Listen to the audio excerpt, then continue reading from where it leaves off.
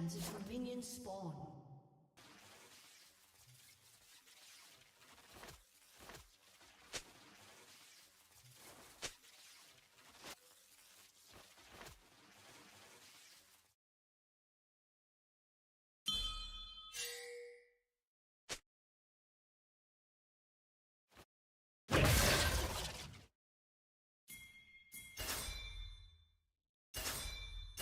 Minions have spawned.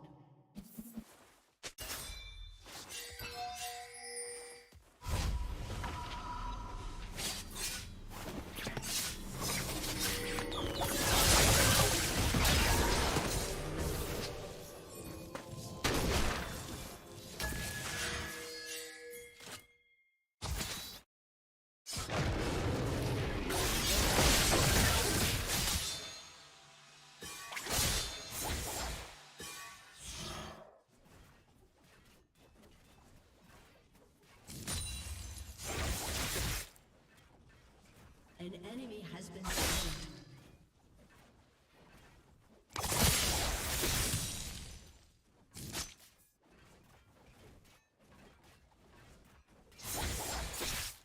An enemy has been slain.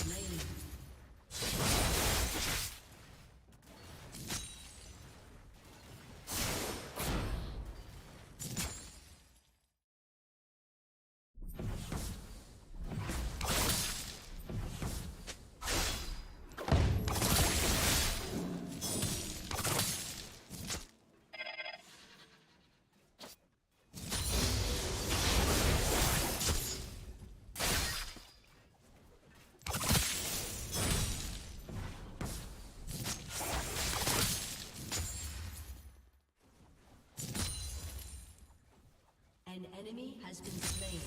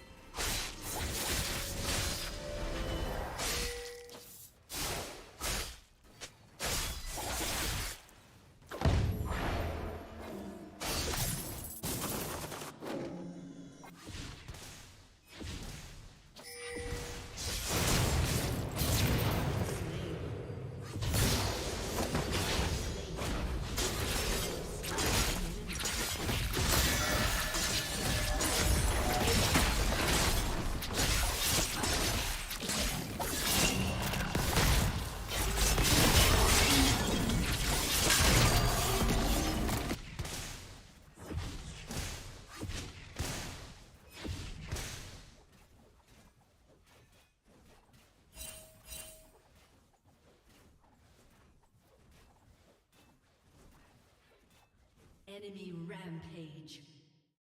An ally has been slain. Enemy double kill.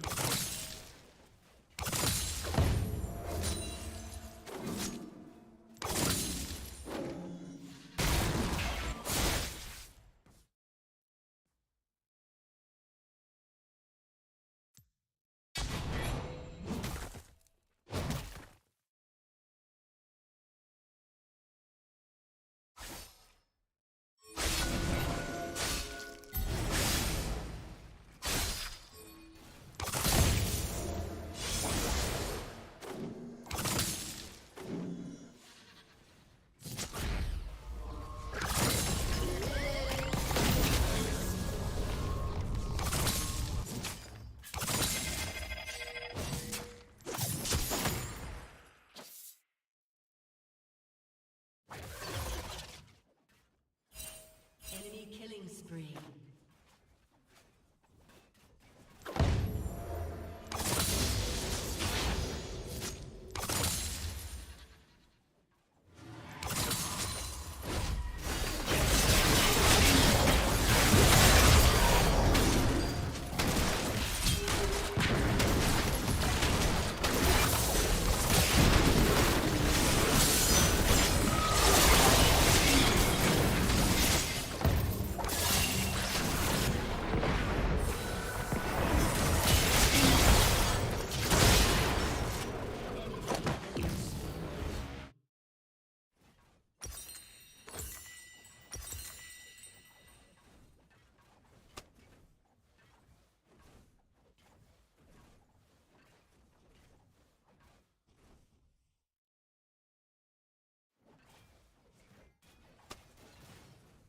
Shut down. An ally has been slain.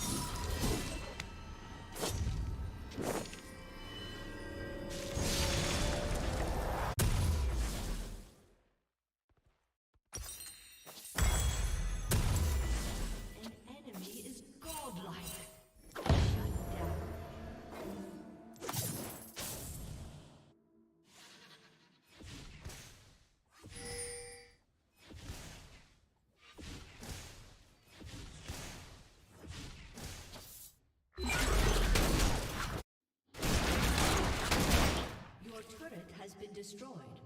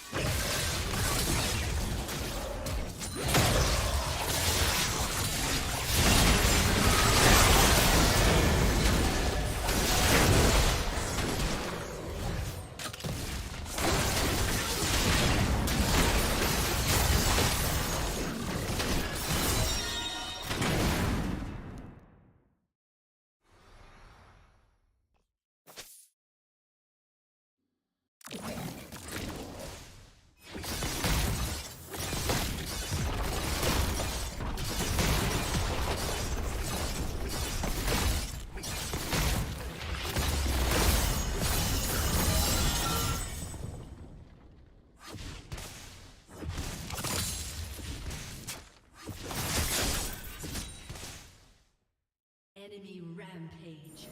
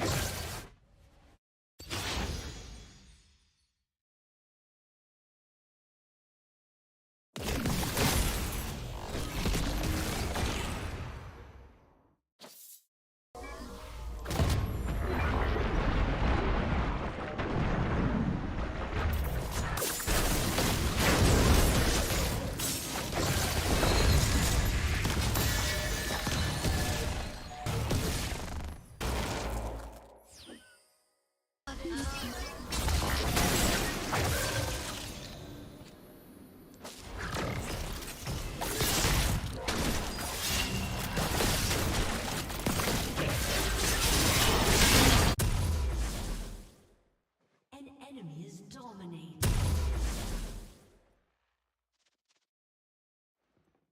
Enemy double kill.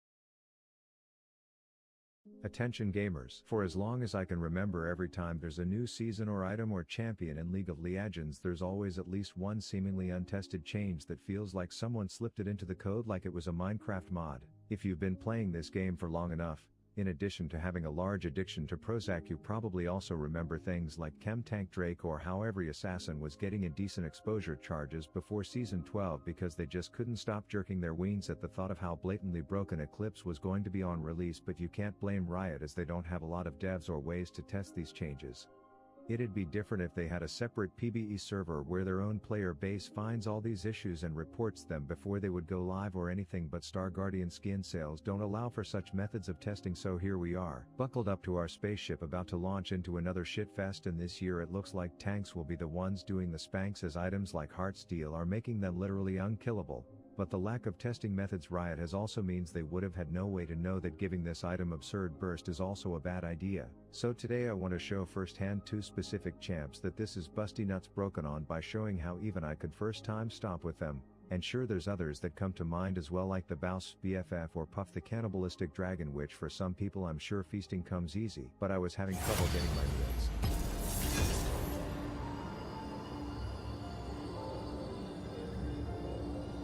Which is exactly why I started using Factor. You see, as a manly man I aspired to look like this, and according to my reliable sources from jacked people on the internet, I know that abs are made in the kitchen. But Summoner's Rift doesn't have a kitchen, and it's hard to balance cooking and cleaning just so I can eat healthy with my lifestyle of being disgustingly addicted to a game I don't even like, so I've been looking more like this. But Factor reached out and said, why wait for New Year's resolutions to turn fat to fit? And I have to say, having a bunch of gourmet healthy meals just delivered to me that I can just pop in the microwave and not having to worry about dishes has me being consistent enough on a meal plan for the first time ever to actually start looking like someone who actually owns a gym membership. It's easy, you just go on their website, select the plan you want, what meals look dank delish to you, and then wait for your deliveries to come in ready to be beamed and eaten. It's healthy, tasty, and cheaper than what you'd be spending at Chipotle, so if you want a tasty route towards a 6-pack, you can use my link or go to go.factor75.com and use code POGRABDEC60, which will get you 60% off your order and also put some pretty pennies in my pocket. So thank Factor for sponsoring and feeding me, and let's get into the games. Now, speaking of getting fed easily, the first champ I want to show you this nonsense on is Shen, because word on the street is he can take these uncoordinated toddler daycare level 1 fiascos where everyone has their flabby cucks out and do the dash dab nay nay, light a hoe on fire, and then walk away knowing that somewhere there's a sad ass band-aid burning to death. So then I play on the 1v1 island, but luckily for me I'm getting pushed in like a turd during butt stuff, so I call up J3 and ask if his son can come over, to which he's like, yeah, as long as you slaughter an animal. And I'm like, odd condition, but I can vouch there will be both bulls and weird goat things there. And he's like, fine, but my son gets credit for the kill. And I'm thinking this is one passive ass aggressive family hierarchy, and then I realize I'm daydreaming about actually having a dad when I should be chasing this ghost sperm cloud breeder down the river, where you may be thinking my gameplay costed us a second kill, but let me introduce you to a few words that rhyme. Greed, demonstrated by this moron, followed by feed, which are like two peas in a hard stuffed pod when it comes to this elo. Along that note, it doesn't take more than one failed gank to trigger a top laner into behaving like someone who definitely hung out with a coat hanger or two before he was born.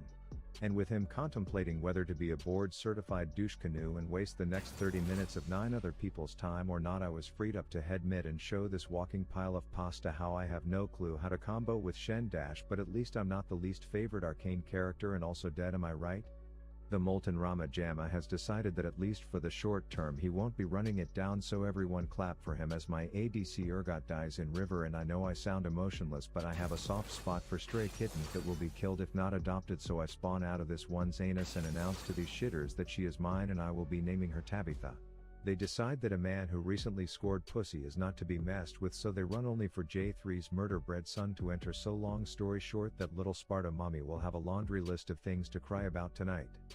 Then I head back up top to demonstrate to you the viewer this dope party trick where I mind control a fat ox into attacking me so that my little gang of bodyguard midgets all jump to my defense, but he pulls his own trick, which is to call the ghost of his dead ancestor back from the grave to make me jump so he gets away. Until 4 seconds later, when the molten moron tries to kill one of my hired hoodlums. I now have Heartsteel and I can't think of a better way to show it off than to use Riot's Kill Yourself ping to tell Mr. Waternoose to run in like he's lost his marbles, which presents a perfect opportunity for a surprise Shenny boy is here situation, which has Samira shitting shrapnel all over herself as I charge up my first Heartsteel auto and give it to her before she gets sucked into the intestines of that fat crab. Yeah, there's a consolation kill in return via crybaby tactics as I engage in a rather anticlimactic slap battle to the death right after. Then they surrender because Bobby the Bull ended up leaving, and while I should end this video after showing one Heartsteel fight after teasing the whole video about it because that would be on par with how League YouTubers typically work, I figure I will make an exception and at least try to deliver what's promised this time. So game 2 I'd like you to meet Mr. Goo.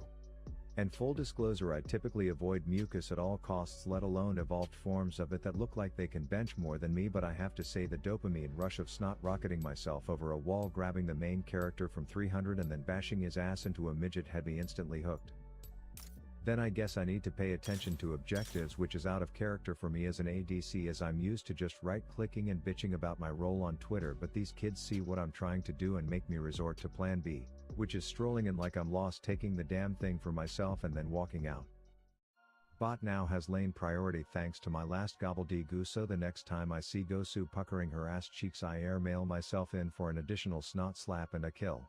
And the fact that my jointless body can absorb doing the high jumpies and landing from hopping over walls and shit, I'm all about taking this somersaulting shit stain, giving her a sticky hand so Morg can lock her up and the mall cop can read her the Miranda rights. We have a mid-lane Obama, which is cool by me and apparently racist in 2022, but the real issue we should be united to abuse diets for easy LP, because at least that's my focus, so I stick my poison plasma Zac penis in her ear hole and hey look who's on a killing spree. At this point I have enough in the piggy bank to get that broken bullshit item, but Professor Akali is chilling top and I feel like it would be fun to give him a taste of his own medicine and bait him into committing to something for a change. Mwaha, respond to that allegation bitch, but also can you give me those video ideas you promised your boy? It's dry for content out here.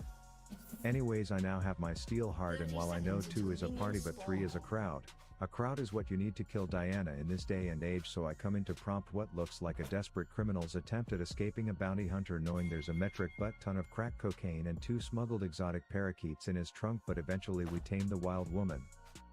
Then the PMS prom queen is all like, hey Paul, let's go take a group poop on their ADC, and I'm all like, I'm all skill shots, and she likes to fidget a lot, but Morg is like, come on just try one, so I flop into nothing before following up fail numero uno by making 2 Gryffindor babies kiss while she kills my friend, and I finally remember I have an ult. The whole thing went pretty smooth, I'd say. Straight back mid, because I really just want to introduce this lunar lunatic to a very special little minion, but I can't find the shitter. Ah, there he is. As you can see, Obama is piss his pants shaking, scared of getting one shot by a full tank Diana, and to be honest he should be, but Morg is back from the morgue and ready to join the game we are playing called Disrespect the Diana, which at this point is competing with Monopoly based off how long it took to finish. Somehow they are just waltzing into our base like they own the place and we just pay rent, as Diana seemingly disconnects only to be like, bitch, I can do whatever I want with this champ, and I'm thinking holy nun nipples, they're gonna push straight through our nexus, but not to fear, Big Nas X is here and that shitter was fresh off the new champ release press, so there's no shot in shit he's dying to any amount of energy.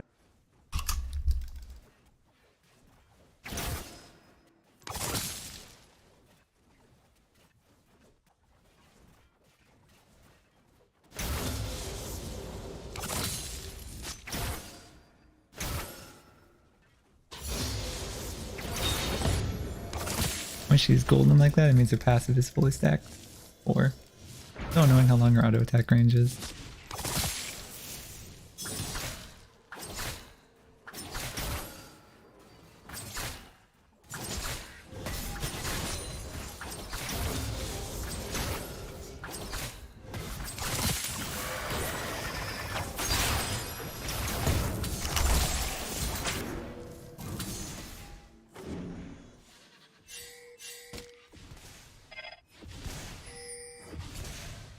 Well, I don't even need to do the ward thing, just anything will work, that's cool.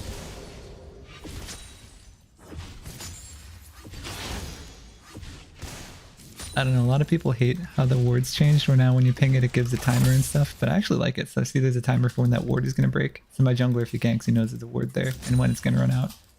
I actually like that. A lot of people are like, oh, it takes skill out of the game, but like that's the most annoying skill is having to type in chat to tell your jungler where there's a ward and when it's gonna expire. I might kill him at Krugs. I don't know where she's been. Like a lot of time to be gone from lane. It's too early to do level 3 recall. She has nothing to buy with how little gold she already farmed. Oh, she went back for just a longsword. Okay. Crazy.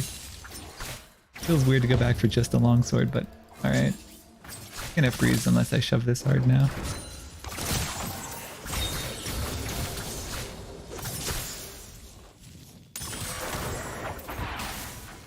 I think like with the creeps that I win that trade. Yeah, pretty easily. You having a fight up here? You doing it? Oh yeah, we can do this. Oh man, Zach is so strong right now. I kind of hate it.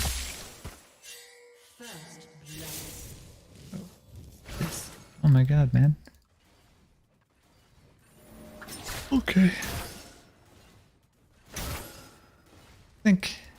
I guess Tryndamere is just not that strong early game. I don't know. I think he's fine.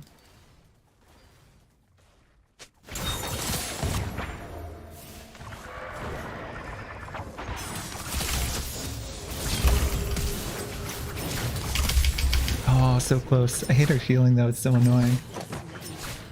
So much self-healing.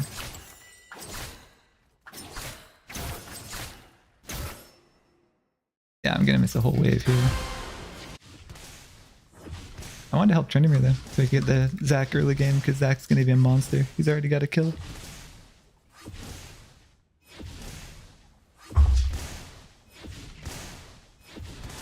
It's really hard to CS against Aurelia because their attack range is so long.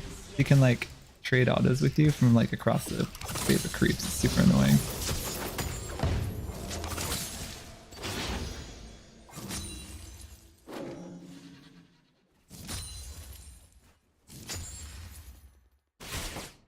It's hard to land the stun and manage your passive stacks because you don't want to fall off of having max stacks with your passive from the creeps. Okay, he's like going down there. We could actually take Dragon while he's down there. Tryndamere's heading topside. Alright, okay, cool. I'll ward it so Zac doesn't do that after Krugs. He's just freezing now. Boring.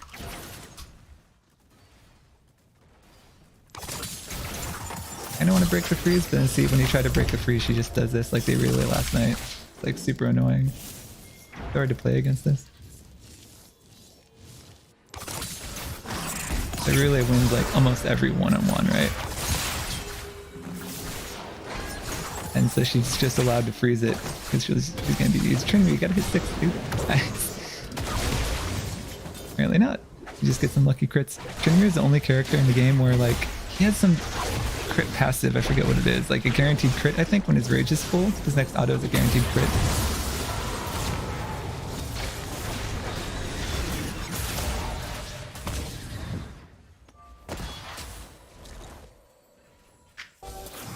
I want the dragon. He's Tryndamere's gonna head to blue. Wait, he's going to Krugs? Dude, don't go to Krugs. Why is he going to Krugs? There's nothing top. Top already recalled. He has no jungle top set except for Krugs. He could get his blue buff and then rotate over the dragon. Be a way better path. She has like no ultimate, so I kind of want to fight this if I can. Lissandra has no ultimate either. But like, I can almost kill the Lissandra if she comes closer. Oh, I got her ignite. That's fine. Take that.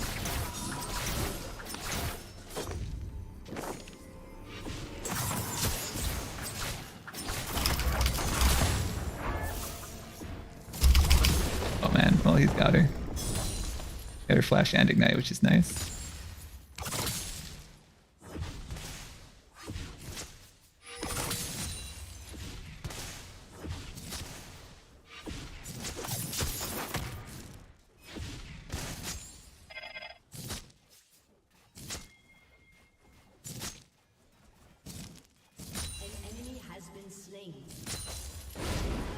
We should take the dragon while it really is gone. Oh, we kill Zac too, then we definitely get dragon, right? This is Crash, isn't it? Yeah, good.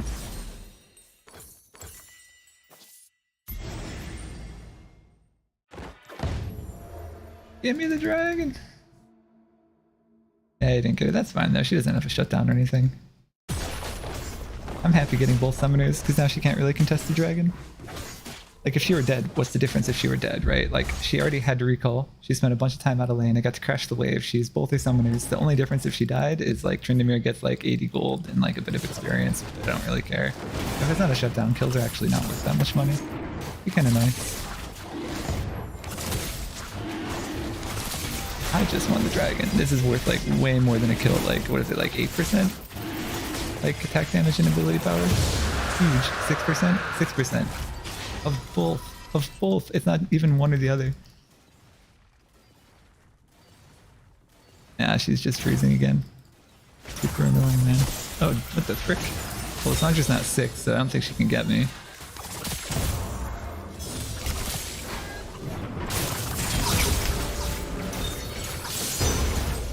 I don't want to fight this. And you're welcome to, man. Good luck. He got ult. Doesn't need it.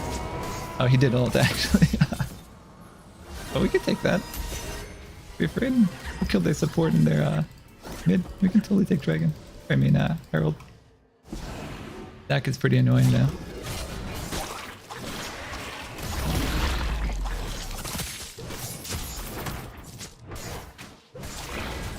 Oh, damn, and Mord too. I'm sorry. Oh, he can hurricane over the wall, right? Spin! Damn. I mean, I guess if Nasus had stayed, we could have, but he was pretty weak, so I guess I can't blame him. She's 6, so now we gotta really watch out. Oh, why is their support chilling here so long? At least bottom's getting fed. Like, the Varus is 1 and 4, and our carry is getting tons of CS. He's up 20 CS and some kills. This is pushing me, so I'm gonna leave it. Nice. Get Sheen because it's a melee opponent. Sheen is like really good against melees. You get to proc it all the time, especially melees that heal a lot like Aurelia, because you can just keep wailing on him. Like Sheen just works so well with Conqueror, because Conqueror you get 2 stacks from auto attacks, right? But only 1 from abilities. But like, autos are incentivized.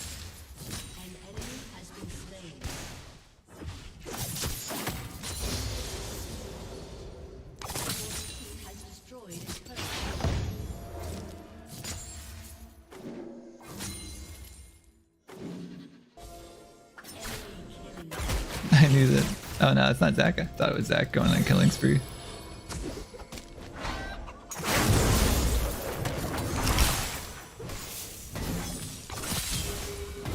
Wow, I was thinking of ulting, but we didn't even need it. He's just got crits for days.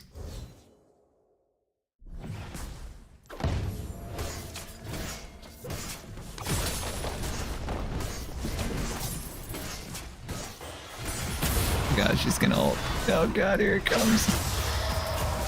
There it is.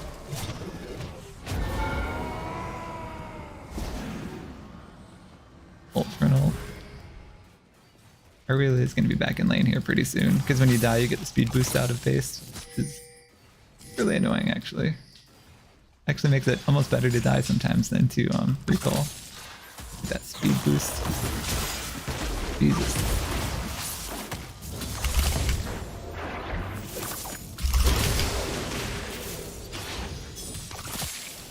I can't kill him because he has passive up anyway.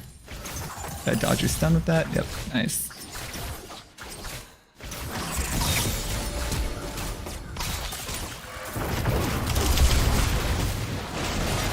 I should have ignited the deck. Oh god! The deck hurts, man.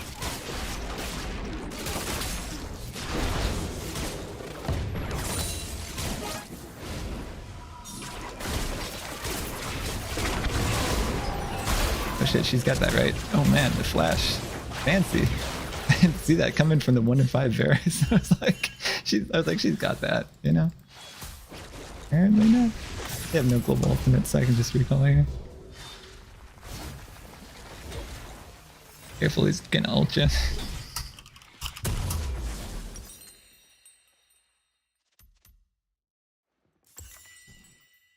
Okay, so they have 1, 2, 3, 3.5 AP because Varus is like 50% magic damage. So I'll get the Merc Treads for sure because Varus ultimate is like a root.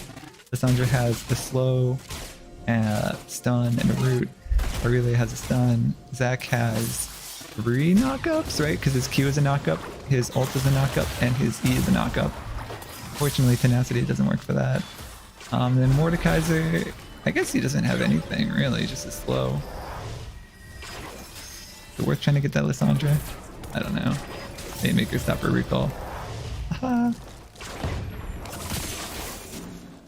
That ultimate, I don't think can kill them. They have too many stuns and stuff.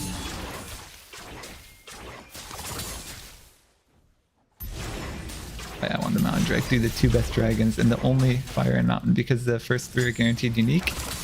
So we know there will be no fire drags or mountain drags after these 2. Oh no, we got ulted. Oh shit. Well, there goes our dragon hopes. Unless we can get a good bait. But Zac still has ult. Cassandra did ult, which is good. Nice, nice, nice. I gotta get this though.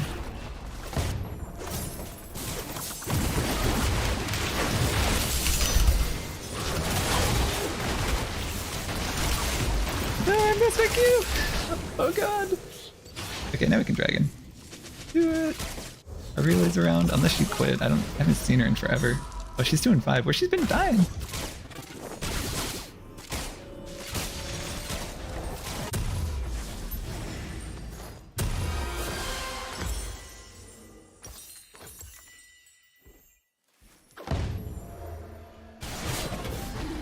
Nice, we got it pinked already. That's a cool ward skin with the little eyeball that looks around. I should get a different ward skin. And there's some ward skins that are legit like an unfair advantage because they look exactly like a Yordle or like a character model, right? So when you're using your red scanner, it's like, is that a person or a ward? You can't really tell because the model is like holding up a sword or whatever. It looks freaking ridiculous. They should honestly, when you scan and you see a ward in a bush, it should just be a default like outline. Not like the ward skin outline, because that's totally unfair. Yeah, people pick certain ward skins because they give an advantage, just like they pick certain skins for characters that give an advantage. It's not really just like straight feeding now, what the heck. Could kill the Lissandra. I think she warded somewhere over here though. I didn't see exactly where. No Varus ultimate? Ult me Varus.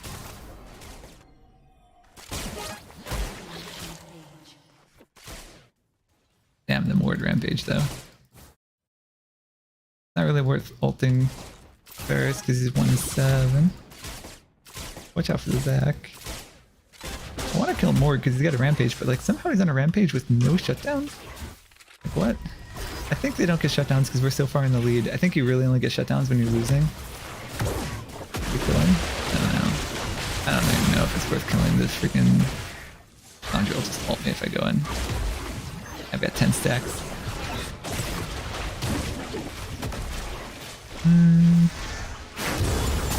There's like 5v3 here.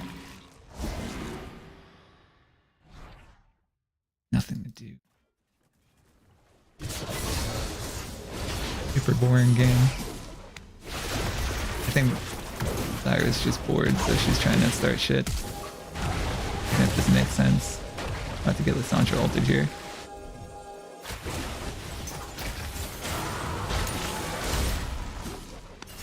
We can get him. There's no wards in this bush, so if they come back, we can totally kill him. I'd be careful, Caitlyn. Oh, they're all there. Wow, what the frick?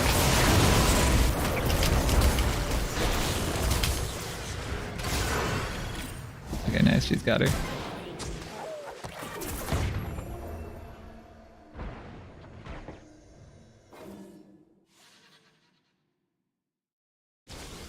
Yeah, they really yesterday just rage quit. I don't know. I think you get just bored of like freezing the lane and me not coming in to die. That or he was just boosting an account and his shift ended or something. He's like, oh, I'm just gonna go home. Leave it for the next guy. Oh no, I should have gone in on that sooner. I could have weakened him enough where he lives. Varus hasn't ulted yet, so I'm a little afraid.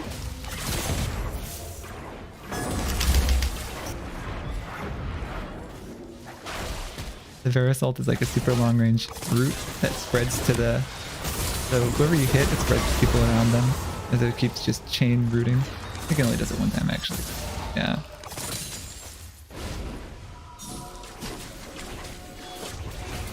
It's kind of like Aphelios, it's like a Aphelios light.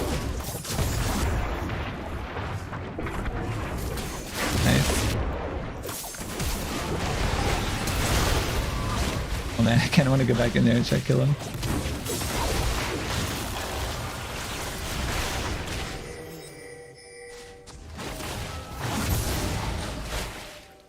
If anybody was here, we could. But I can't really fight Zach on my own. He's too strong. Zach is like in such a good spot right now. I don't get it. Probably taking our blue. I just don't really care. Blue. Damn, I have almost enough for that. That's annoying.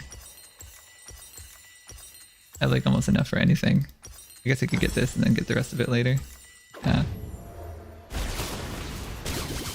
I got 10 stacks though, so I kind of want to get the Magi as well I can. Ooh. If I play a champion that has some sort of global, or has like some crazy, like, you know, just crazy off the wall scaling, right? And I just have to survive, it becomes like a weighted coin flip. Is the best way I can put it. So like Carthage, Soraka, Gangplank, Shen, trying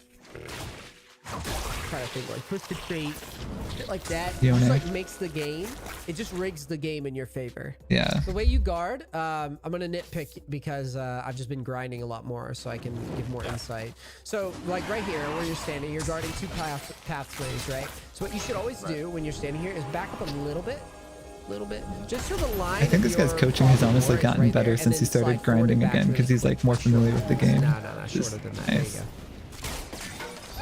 And so if they show up, oh, we kind of need to turn him in. Already, like, it's just a water dragon. We don't need it, right? If it's a good fight, like this is a really good start to a fight. Look how weak they are. About just, like, mechanical tricks more and more. Damn. I think we still win this though. Nice. Our AD carry is super fed.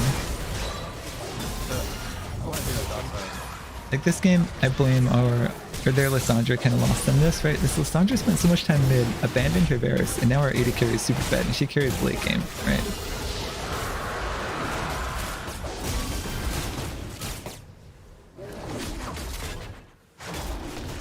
I actually like it when, like, I don't really mind getting stomped early, because Akali has like a power spike mid game, and that's it. So you have to be as useful as you can for like that small window of opportunity.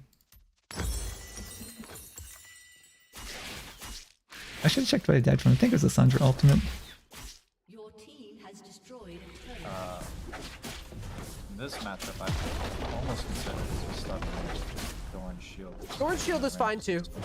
It was fine, but you have sustain in Yumi, so it's not like the most atrocious thing to buy a Doran's Blade.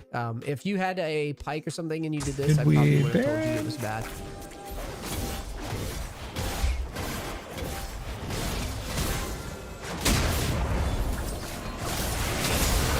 I kind of wanted to bait out that Morty. Whoa, are we fighting from behind? Oh shit, I should have gone in. And this guy was gonna go straight, send it like that. Holy shit. I think he's got that. I need to get the Zac. He flashes the wall and me to him. There we go. Nice. Always leave the E tagged on him, and then if they flash the wall, you can just follow him, right? There's no need to rush the E for the kill, unless you're like trying to save an ally. You just wait. Wait it out. Oh, I got Lich Bane for the tower. Yeah, cool. Look at that, 397. So I'm getting like an extra 150 damage each auto. Now I don't even have any items, just Lich Bane. When I get stronger as I get more AP. Okay, let's not get Varus ulted now. That hit me, oh my gosh. Brutal. Okay, we gotta guard the Baron.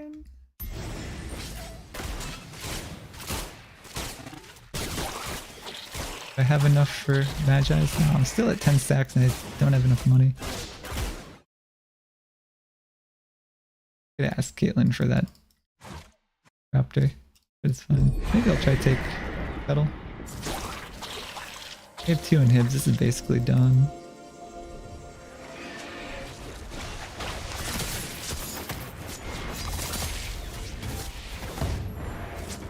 Did I use Lich Bane?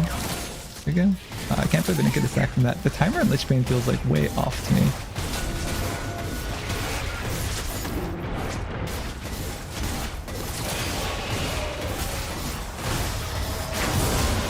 I don't know if we want to fight this, guys. A little sketch.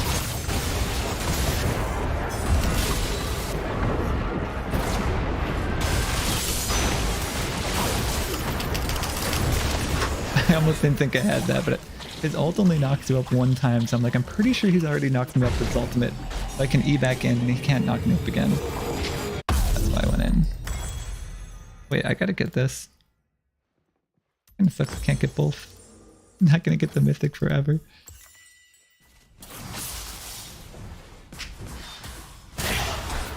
Brokey. I got 10 assists, no kills.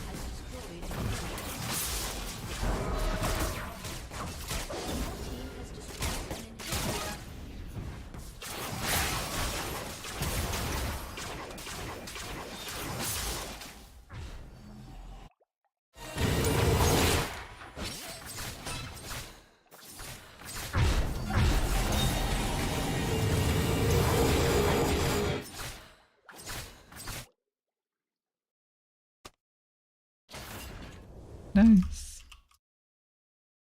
Oh wow, our Caitlyn was plat 2 and Varus is gold 2. It feels super weird that you can have an entire tier of discrepancy like that. Like, is it really fair for a gold 2 ADC to go against a plat 2 ADC? Not really, right? And he was left alone bottom 2. That's super brutal. Like, no support against an ADC that's like a whole tier above you. Imagine I forfeited. It was triple inhibitor and we had Baron. Like, we would have just pushed the end anyway.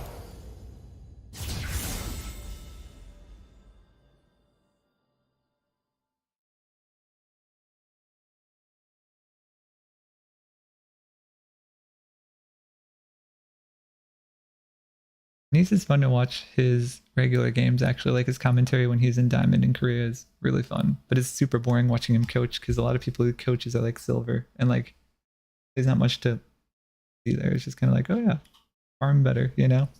Because like to get out of silver is basically like farming will pretty much get you there.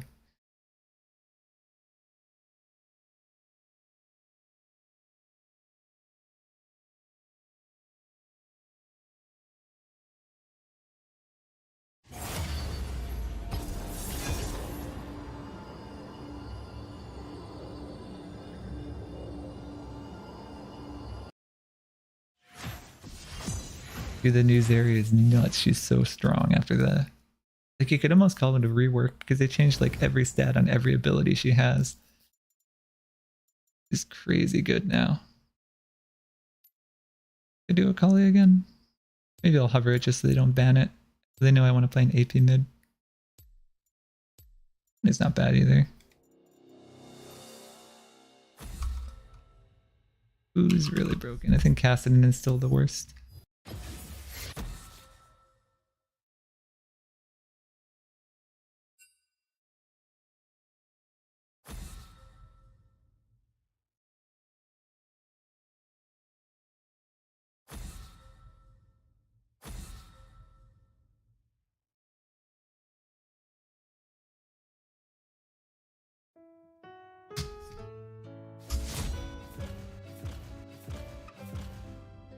Misa Amane had a long track record of dividing fans on her general writing quality, or just generally if she was annoying or not. Some people find her endearing and funny, and others consider her annoying and dumb. She's certainly beloved. I love the new swap thing because it used to be like when you wanted to swap, you would pick their character and they would pick yours, and then you'd have to remember to trade, and sometimes people would forget. But now this patch, right, lets you actually switch positions in the pick order, which is way easier because now I'm picking my own character, right? I'm just down in the pick order, which is the net effect anyway. Should have done this forever ago. Like, it's so nice. I love all the quality of life improvements they're doing. Like the anonymity in champ select, I think was a huge, good change, right? Because now people aren't dodging because like they see you lost 3 games in a row. But I think overall, people actually undervalue her contribution to both the story in a thematic and plot perspective.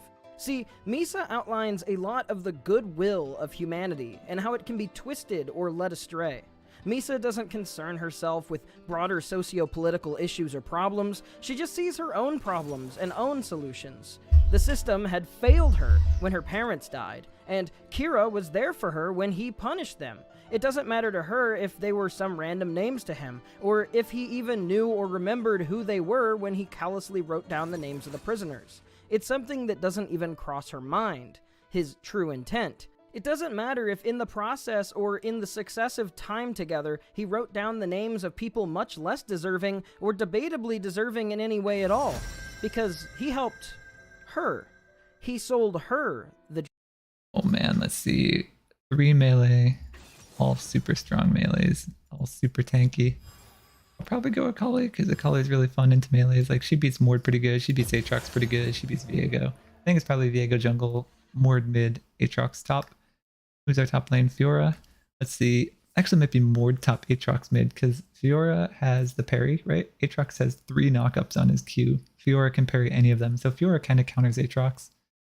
She can parry his W too, so Aatrox is a thing that pulls you in the middle like a gravity well. Fiora can actually stun off of that too if she parries it. So she really loves playing an Aatrox, so I think they might lane swap. Even if it was supposed to be Aatrox top, they might trade lanes and he'll go mid against me. Like, Akali beats Aatrox pretty good too.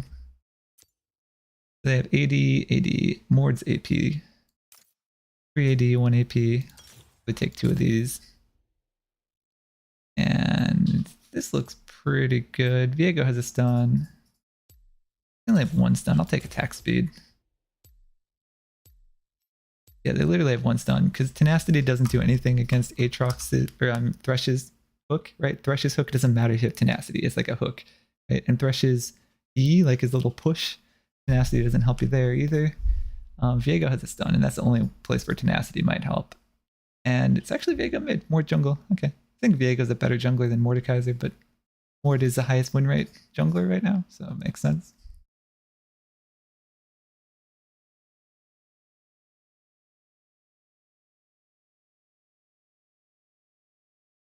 Dream.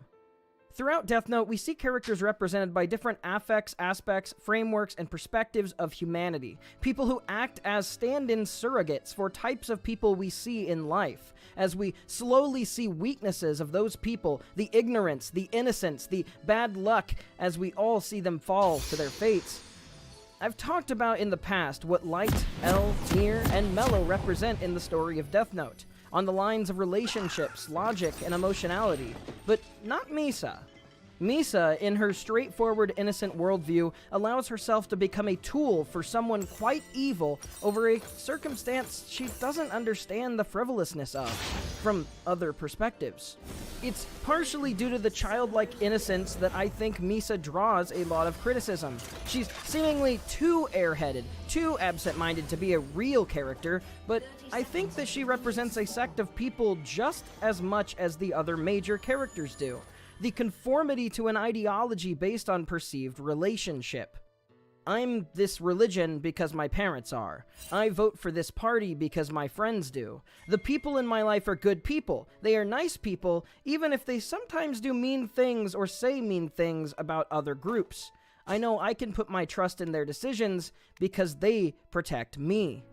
The amount of people who enter into cults almost always do so as a promise to be risen from their despair, from substance abuse, from domestic, from financial holes, or from existential ones. People like this are intentionally targeted by systems like MLMs, religious organizations, and cults because it's well recorded that a person in desperation given renewed reason to live will hold this reason as sacred as they continue and are happy.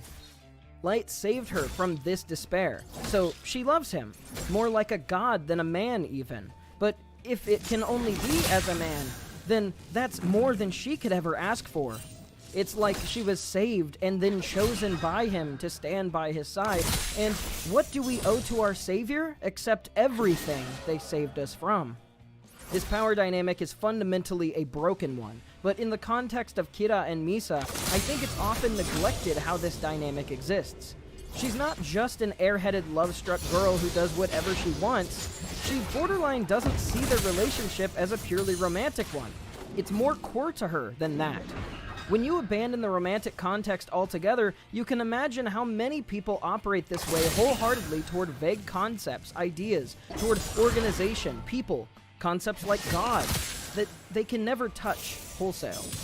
So, I think Misa's behavior is really justifiable if understood in this framework, and suddenly becomes much more realistic as a character type, especially when we imagine the things it is meant to be an analog for.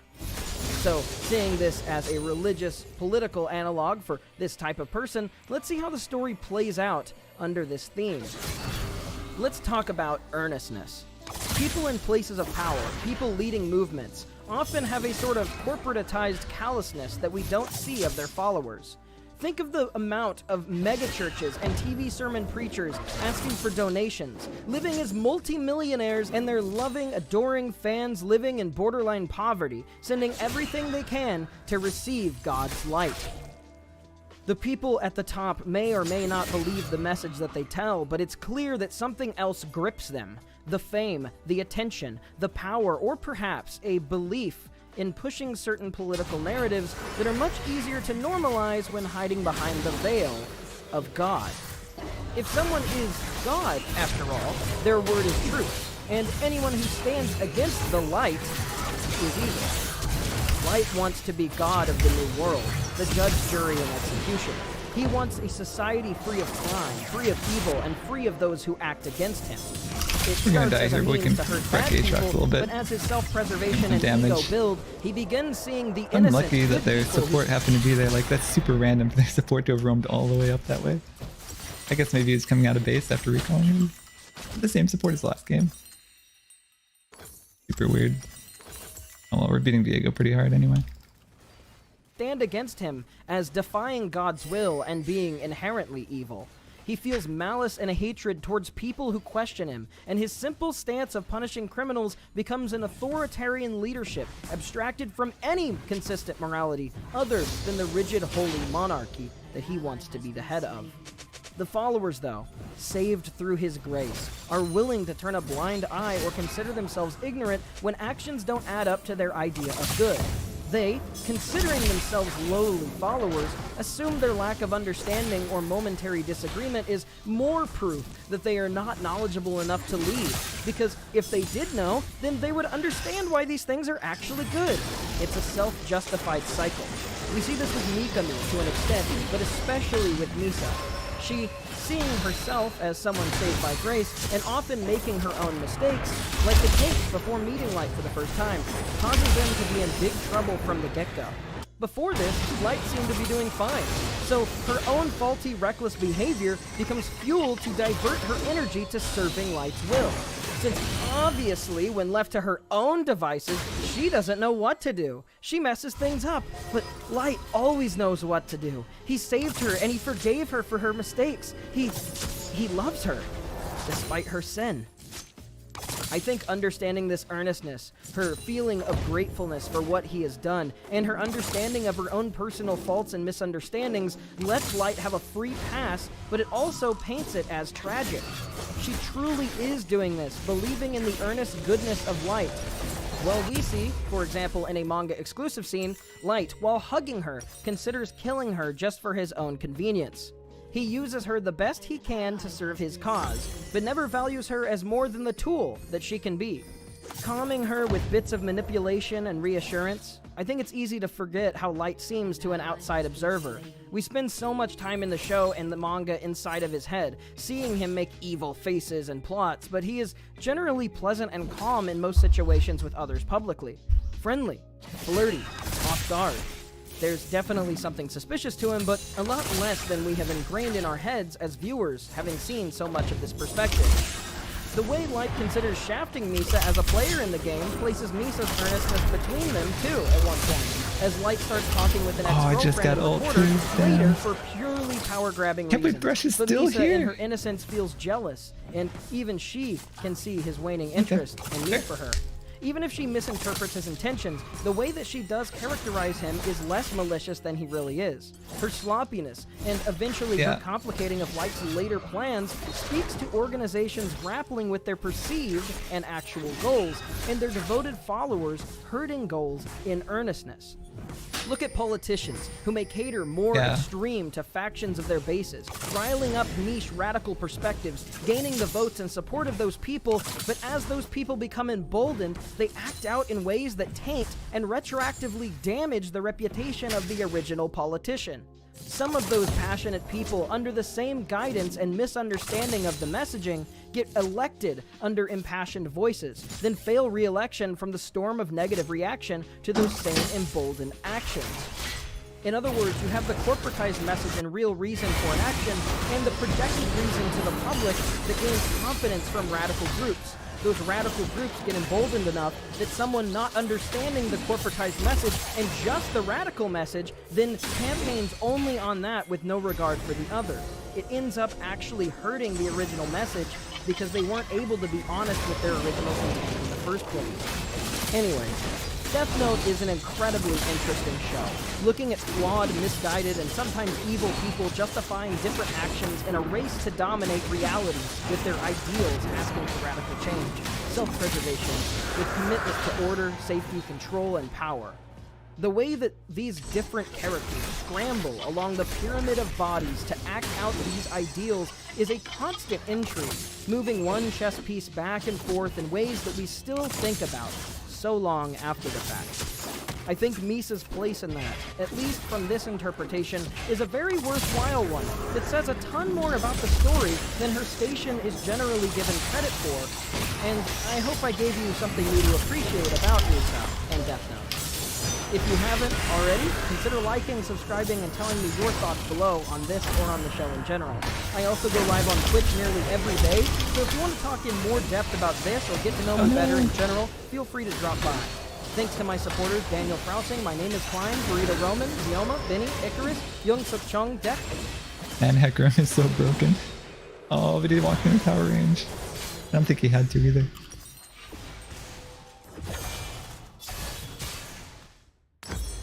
I can't believe Lichbane is no longer a starred item for Akali. I don't know if the star item is based on popularity or what, but it used to have a star next to it, like people would actually build it. No more star. That's why we have to build it. Riven's clearly strong though. This guy's had a good result so far. Most of his games are platinum MMR. Well, I don't know, he started in like silver and bronze, but clearly Riven's still good. Dude, he carried that game. Fresh This still? kid would hurry up and fucking walk since they're hovering at Vayne as Really? well, but, Dude, oh. this guy is always here. I wonder if he was in the last game. Was he? Let's see. He was, Colin Cobra. No, dude just hates me for no reason.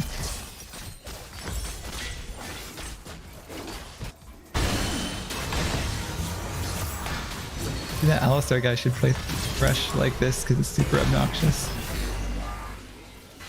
Somebody's asking, how is SBF not in jail? I think that SBF is not in jail because it takes time for the wheels of justice to go.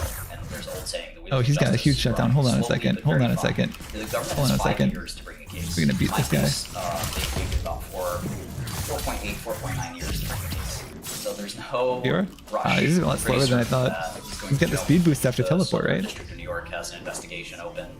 Why do I think the mainstream media is going easy on Sam Bankman? I don't think it matters. You know, I think that in a lot of ways he was supposed to be the good business person. And I think there's probably some difficulty for the mainstream media adjusting their brains to that. And I think that the way FTX collapsed, I mean, it is very unusual. I will say that. People are locked out of their deposits and things like that. I think crypto to a large extent was a threat to the mainstream. The media to some extent represents the mainstream. I think the media in general never bothered on crypto anyway. So I think that the media might just sort of be enjoying the downfall of crypto because it preserves old power structures and things like that. And so the media kind of shrugs its shoulders about crypto regardless. The St. Bankman story is just one sort of person within crypto. But yeah, it's a little bit flabbergasting, but very, very strange to see SBF not sort of go through the ringer the way Congress is treating SBF compared to, say, vis-a-vis myself. Fortune. Oh man, I thought he'd go around to stay in his A very pleasant invitation Cloak. to Congress, as if they can't Zillion just ult? subpoena Oh, I guess enforce Zillion it. doesn't have ult. Really, really Yeah. wild. What most people don't understand about these prosecutors, they're not. Wait, he's still here? What? They're political down the road, but prosecutors in the heat of the moment, they're very aggressive and they don't play politics.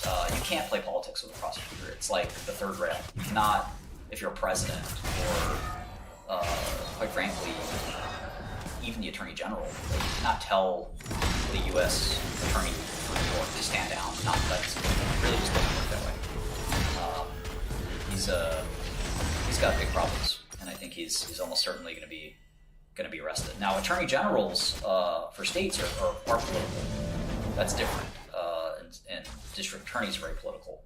But actual U.S. attorneys, I'm talking about assistant U.S. attorneys and U.S. attorneys for each individual Department of Justice district in the U.S., they don't really think of the world that way. They think about their long-term careers, and SBF is a big scout.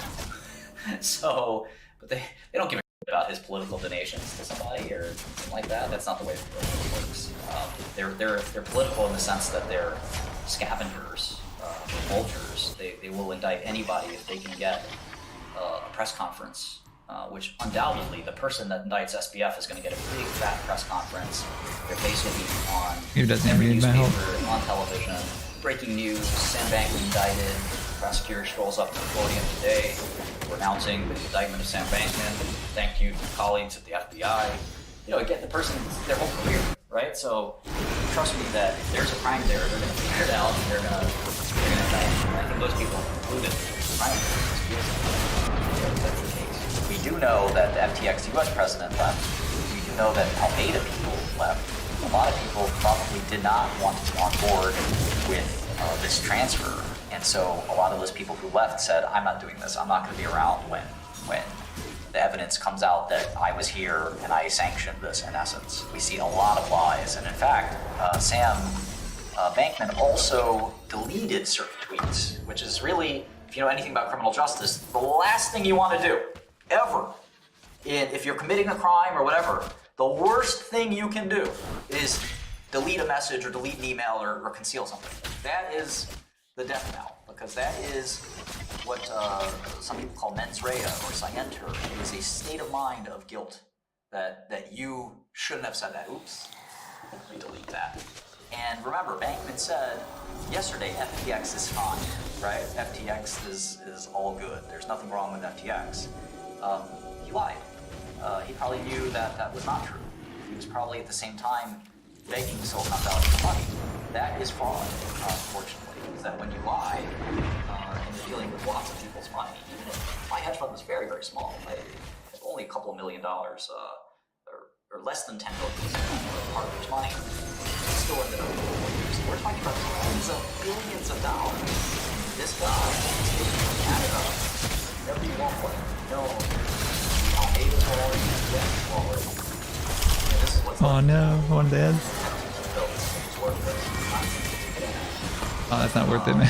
This is a moving target. And ninth, which, you know, last prices, which are dropping as we speak, is worth $980 million.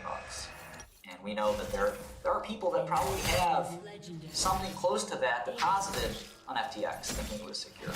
It's like Binance is the biggest, Coinbase is the red. This green thing is FTX. It's almost the same damn size. So how much of this money is missing? Where the hell did it go? To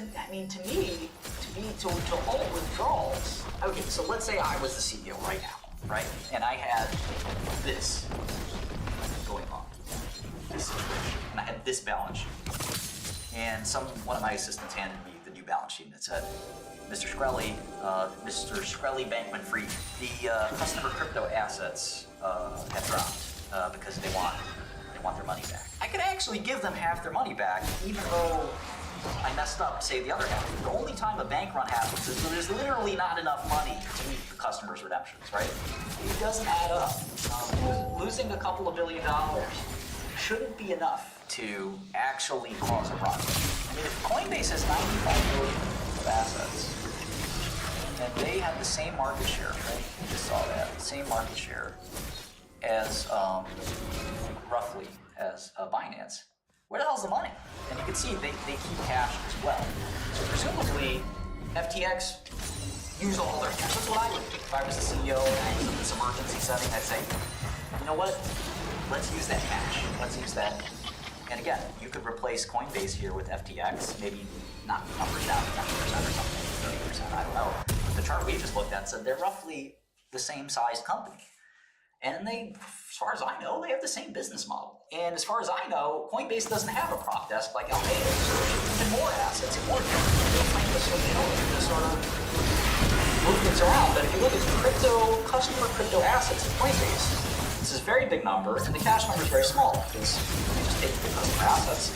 The customer wants to exchange them. They do that sort of off and rapidly return the money. So there's no real risk for Coinbase. They, of course, take a fee for doing that, and that's where the income statement comes in, right? Here's their revenue. It's very small, right? It's 500 million relative to the huge amount. And of course, it's dropped a lot due to the crypto market.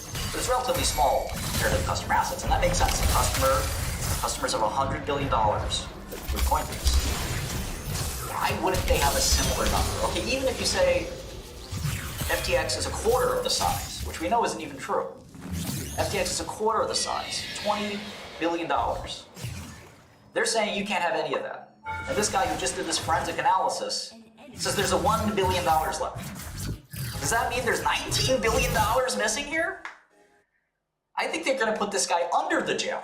This almost reminds me of a Bernie Madoff situation where if you looked at what happened with Madoff, what's really interesting about that is he started with, say, 10 billion or 20 billion of actual cash. He pretended that there was 60 billion of cash. And the people spent their money thinking they had $60 billion of cash. They didn't, right? They had far less. And so when he revealed the scheme, it turns out that there's only $20 billion of cash.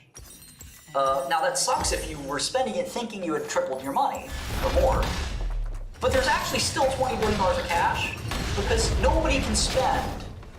I'm a frugal guy, but even if you were the biggest spender in the world, you spent money like Puff Daddy or Jay-Z or 50 Cent or someone like that, you're a profligate spender. You really can't spend that much money. My question is, where are the customer assets? Because if it were me and customers withdrawing, I'd just give them their assets back. But something... I actually didn't even get an execute there. Somehow Aatrox had still damaged me, like, within the last 10 seconds. So I don't know. Thought it was long enough.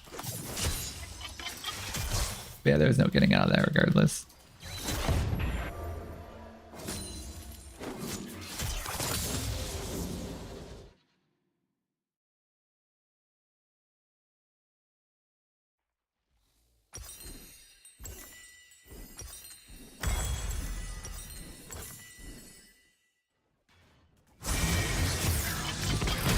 Something else much fishier is happening.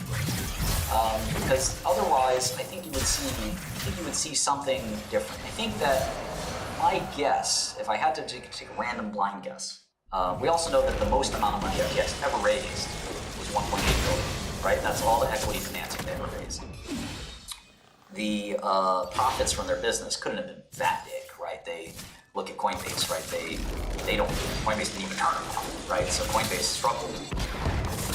Coinbase has negative cash flow, right? Quite a lot of negative cash flow. My guess is Alameda may have...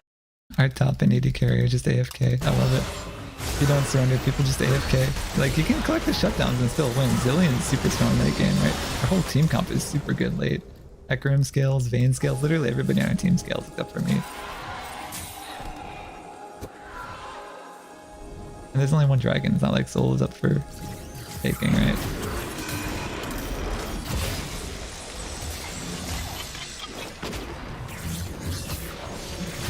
Props to him for not leading him in the bush.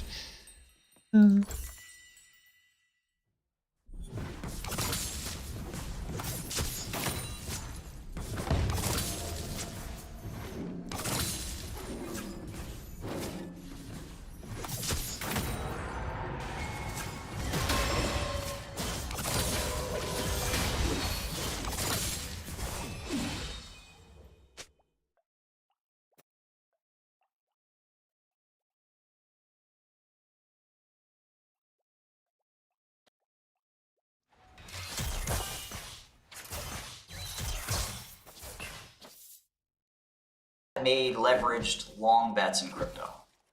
And I'm talking not about little tokens and things like that. I'm talking about Bitcoin and Ethereum. That's the only explanation I have for how do you lose 10 or 20 billion dollars. Are you going to flush a lot of this extra money out of crypto? Yeah, it's going to flush out. There's going to be people who, and this is what happened with the internet, by the way. In 2004, you can imagine how much it got support. Oh god, the internet analogies again.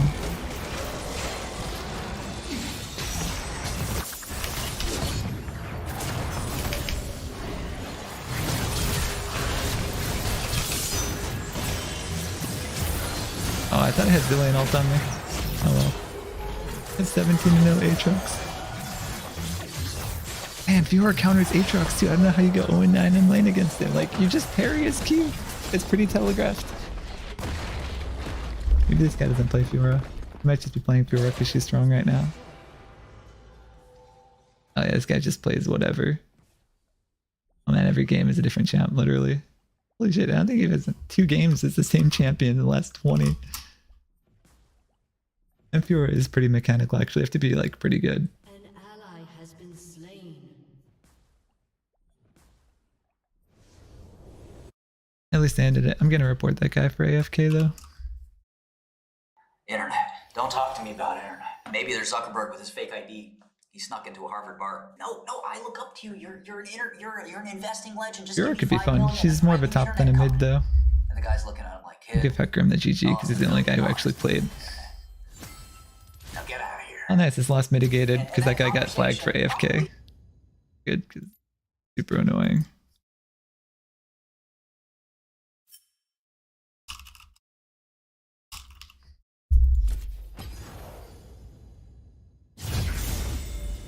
It happened in many ways. When the 2002 was the Actually, I'm gonna snack quick.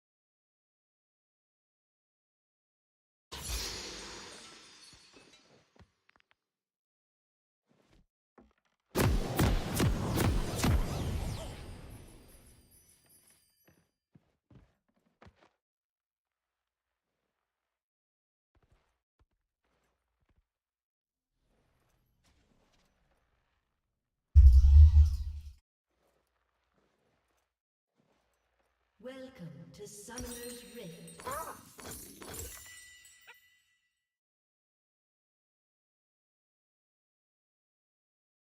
30 seconds until minions spawn.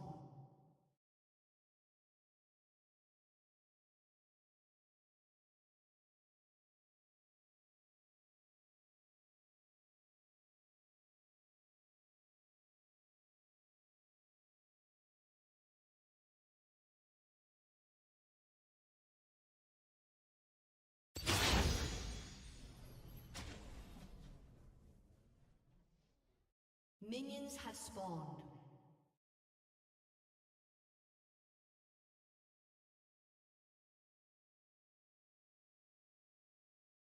First blood.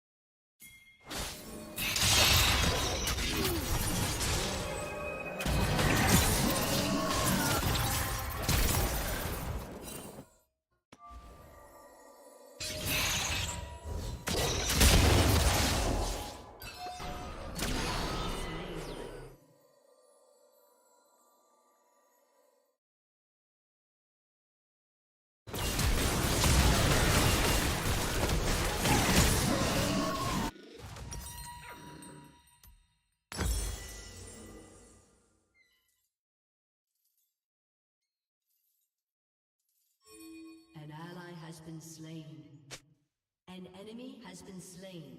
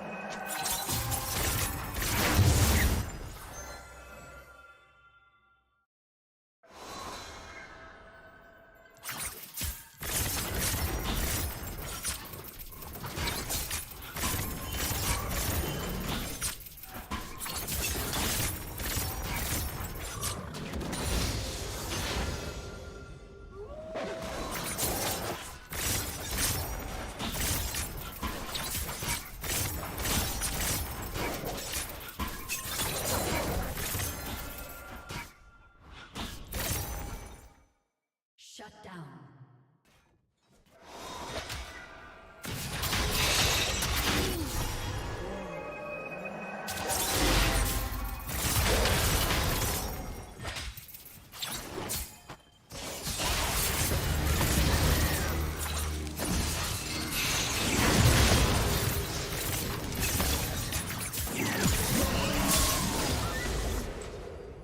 Enemy double kill.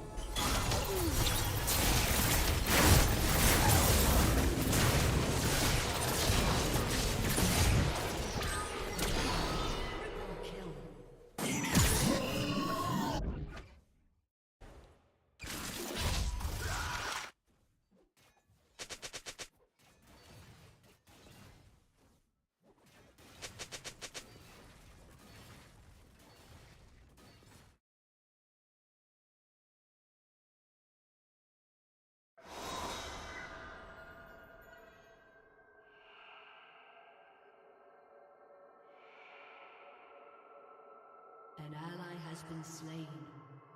Turret plating will soon fall.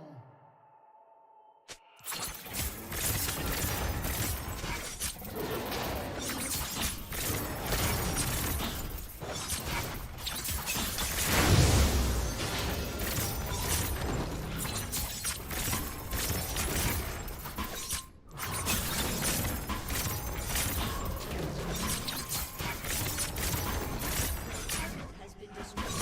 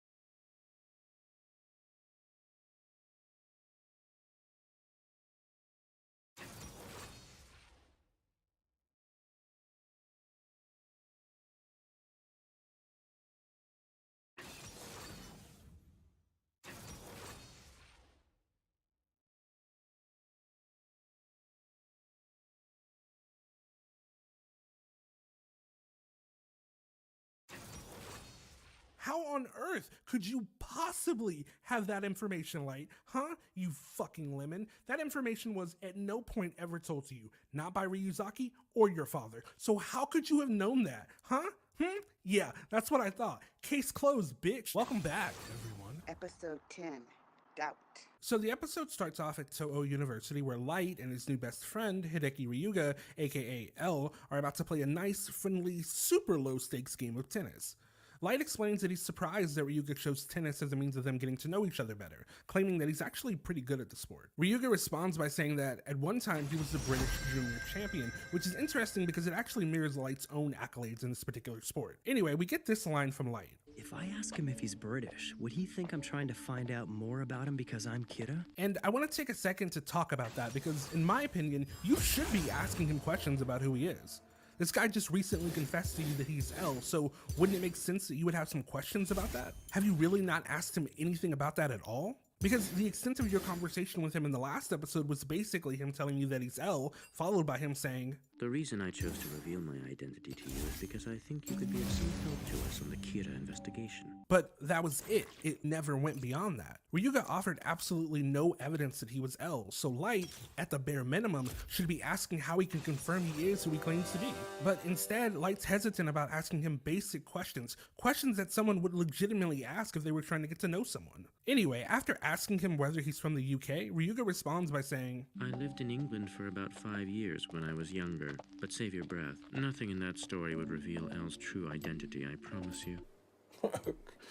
Okay. While I want to say that this seems oddly antagonistic, I feel like it actually aligns with who we know Ryuga to be. He's not great when it comes to social situations, though I will say if the goal is to befriend Light, that's probably not the best way to go about it. Anyway, they start their match and Ryuga makes it clear from the jump that he's not fucking around. Meanwhile, back at HQ, we see that the chief is talking to his boss, who's currently asking for an update on the Kira investigation. The chief explains that L doesn't want any of them sharing details about the case, which is something that we saw L say back in episode 6. After the chief makes it clear that he won't be sharing any information, the boss says, People are saying that the NPA is incompetent, that L is incompetent. And before we get into the chief's response, I just want to comment on how wild that statement is. The idea that people would call them incompetent, given what they're up against, is fucking insane.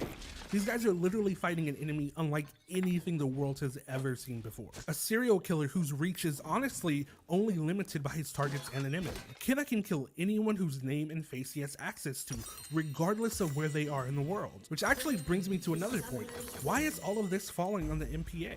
I mean, I can kind of understand it. L made it clear that Kira was residing in the Kanto region of Japan back in episode 2. But, as I mentioned in my last video, the Kanto region has millions of people living in it. Not only that, but just because Kira was in Japan, it doesn't mean that he still is. I mean, obviously we can say for certain that he is, but still, there's no way that the NPA can know that for sure. My point being, I would argue that this isn't just an NPA problem, it's an ICPO problem, a global problem. So it's shitty that this all just falls on them. Anyway, that comment really pisses the chief off, with him responding by saying, If you're concerned with public opinion, then you'll want to suppress the fact that most of our detectives would rather let a serial killer roam free than risk their lives. And I don't know, I get where he's coming from, but at the same time, I also understand why those officers did what they did. While police officers are well aware of the risks associated with their job, i.e. the chance that they could end up dying, that doesn't mean that they signed up for something like this. This isn't someone holding teachers and students hostage. This isn't someone trying to sexually assault a woman.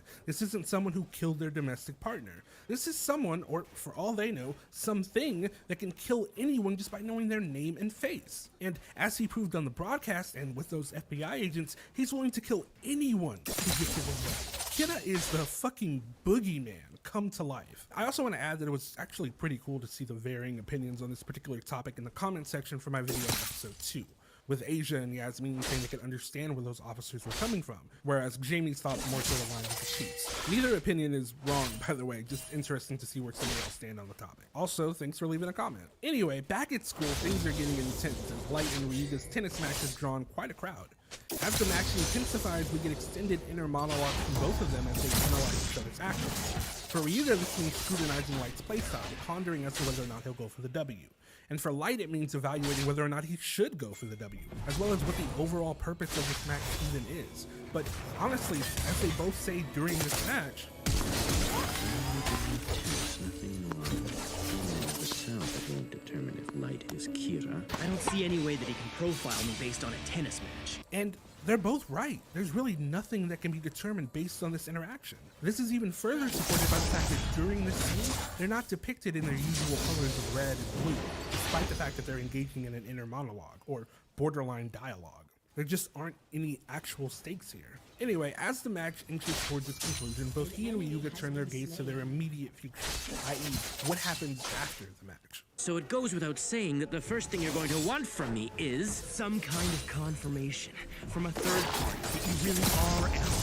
Which means we'll have to go to Task Force headquarters. And yeah, eventually Ryuga is going to have to prove who he is. Ryuga approached him saying that he wants his assistance. So if I was Light, I'd be like, how do I know you're actually L? Again, why that wasn't the first thing he asked before agreeing to a fucking random tennis match, I don't know, but it's gotta happen.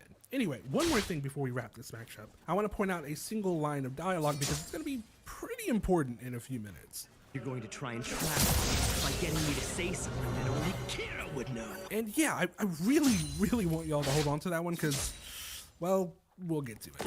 Anyway, the match ends with Light taking with us, and as was said by all three of us at this point, it ultimately changes nothing as far as we fast forward a little bit and we see the two of them walking together on campus. Light asks if the two of them can go somewhere so that he can ask Ryuga some questions. However, Ryuga responds by saying, "Before this conversation goes any further, there's something I must tell you. I suspect that you, Light Yagami, are in fact Kira." And this is weird because I don't know how a person should act in this situation. And I imagine even Light probably wasn't expecting him to just come right out and say it like that. I mean, Ryuga follows it up by saying there's only a 1% chance, which is clearly a fucking lie, but still, how would you react in this situation? If a detective, hell, the detective, approached you and said that they thought you were Kira, would you be offended or combative? Would you be worried or scared? Or would you be like, you think I'm Kira? And I don't know if you were expecting him to say more, but yeah, that's it for his initial reaction. Just kind of scoffing at you, really. Which, I mean, is definitely one way to go about it. I don't know. If the goal is for him to perceive you as being innocent, I just don't know if scoffing at what he said is the best way to go about it. But then maybe that's just legitimately how he would have responded to that regardless. That's kind of why I'm asking you all your opinion on it, to see if that is how other people might respond to being suddenly told that they were a suspect in the case. Because I feel like, at the bare minimum, I'd want to probe further, maybe ask, why would you think that? And furthermore, if I was Light and someone told me that I was a suspect in the Kira investigation, you best believe I'm not saying shit to you, to my father. But I don't know, man. Light's just acting like he doesn't give a fuck. He's like that one fucking meme. Oh no. Anyway. And now that I think about it, that's another thing that I didn't even consider. This strange man came to you and said he was L, and you didn't tell your father? Like, wouldn't that have been the appropriate thing to do?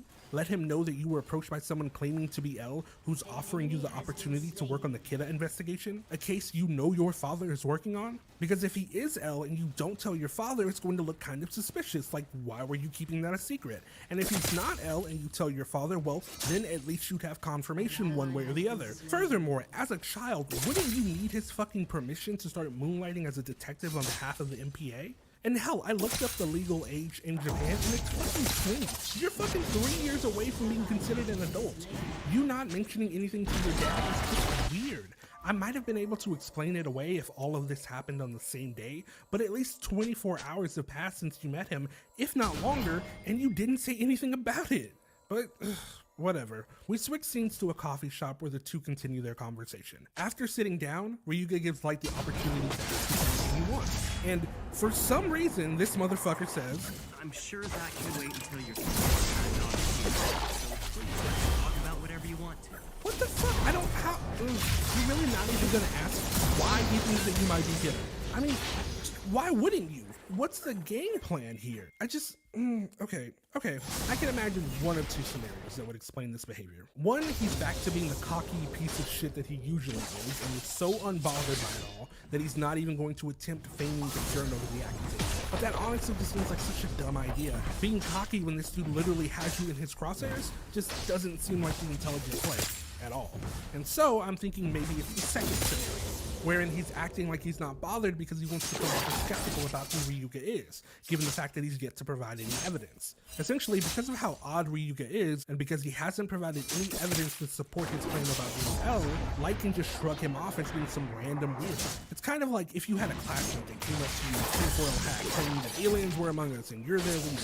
You wouldn't take them seriously, and depending on what kind of person you are, i.e. what kind of an asshole, you might just pretend to go along with it just to see, which honestly, in this situation, could actually come in handy if Ryuga ever does provide evidence. Because if Ryuga proves that he's L, like in 6 years, and be like, oh wait, fuck, this is real? You're really L, and you really think I'm Kira? Which would then allow him to overcompensate and say something outlandish like, what if you were to lock me up for a month and keep a constant watch over me? which in turn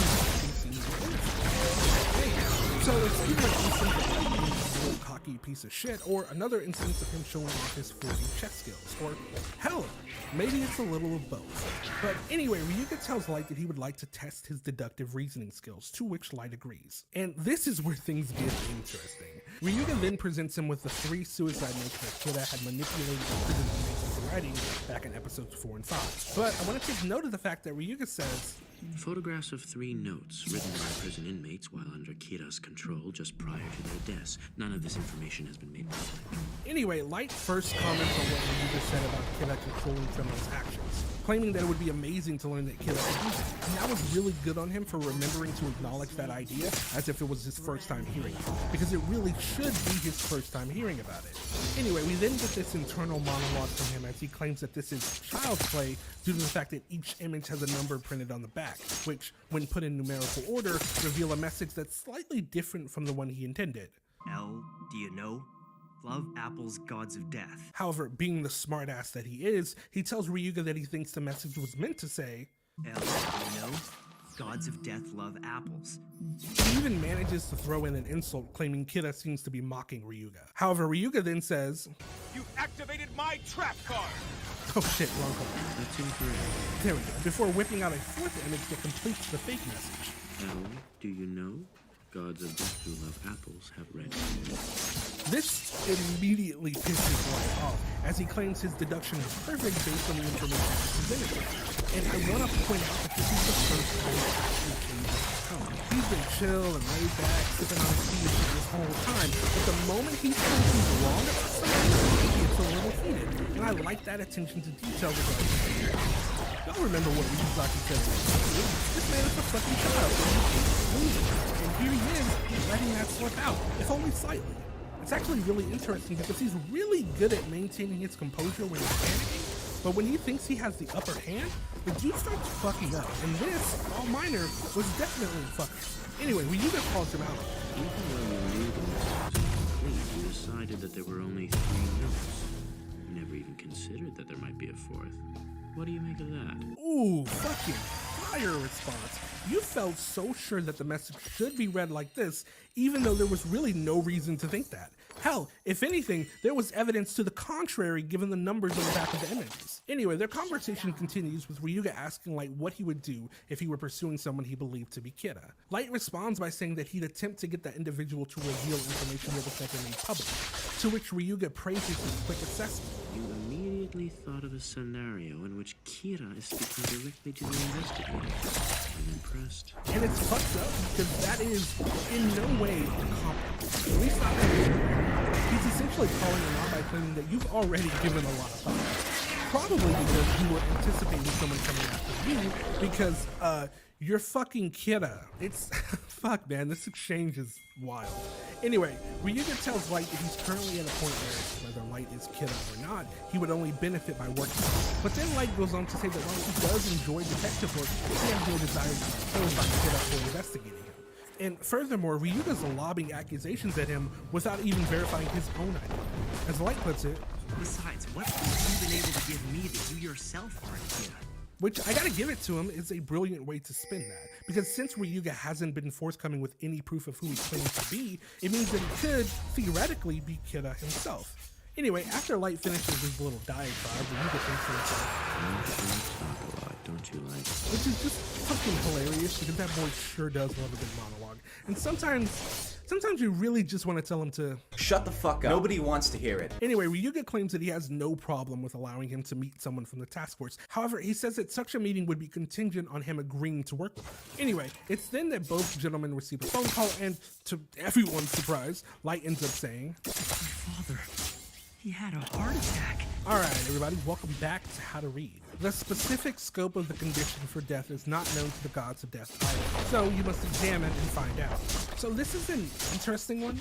I mean, if I'm understanding this correctly, it really just means that no one can really say what parameters will and won't work with the death note. And I'm not talking about simple deaths, like just writing a name down in 30 seconds for a heart attack, but more so what was mentioned back in episode 4, when Light conducted his test. He said it himself that it has to be physically possible, but I think what this is saying is that there really isn't a way for anyone to know 100% what is and isn't possible for someone. Anyway, the second one says, one page taken from the death note or even a fragment of the page contains the full effects of the note. And this is one that I'm going to try and remember to come back to because there's a particular moment that happens in episode 24 that has me wondering how exactly this works. But we'll get to it eventually. Anyway, the scene picks back up in the hospital where Light, the Chief, and Ryuga, or let's just go with Ryuzaki now, are talking about what happened. It's revealed that the heart attack wasn't an attack from Kira, obviously, but one brought on from stress, which makes a lot of sense, all things considered. The Chief then confirms that Ryuzaki is, in fact, L, and Light immediately trusts this because he knows that his father wouldn't lie about something. However, something worth noting is the fact that he says, if I get rid of him and the rest of the investigative team, no, let's face it, it wouldn't be that simple. But for now, I'm the Light Yagami who's worried for his father. And fuck me, this says a lot about the type of man or monster Light is. In what really seems like the same breath, he went from talking about getting rid of the investigative team, you know, the one that includes his father, to putting on a facade about being worried about him. It's like the fucking duplicity, man. It's insane. The man is a sociopath in every sense of the word. Anyway, I'm gonna play this quick clip.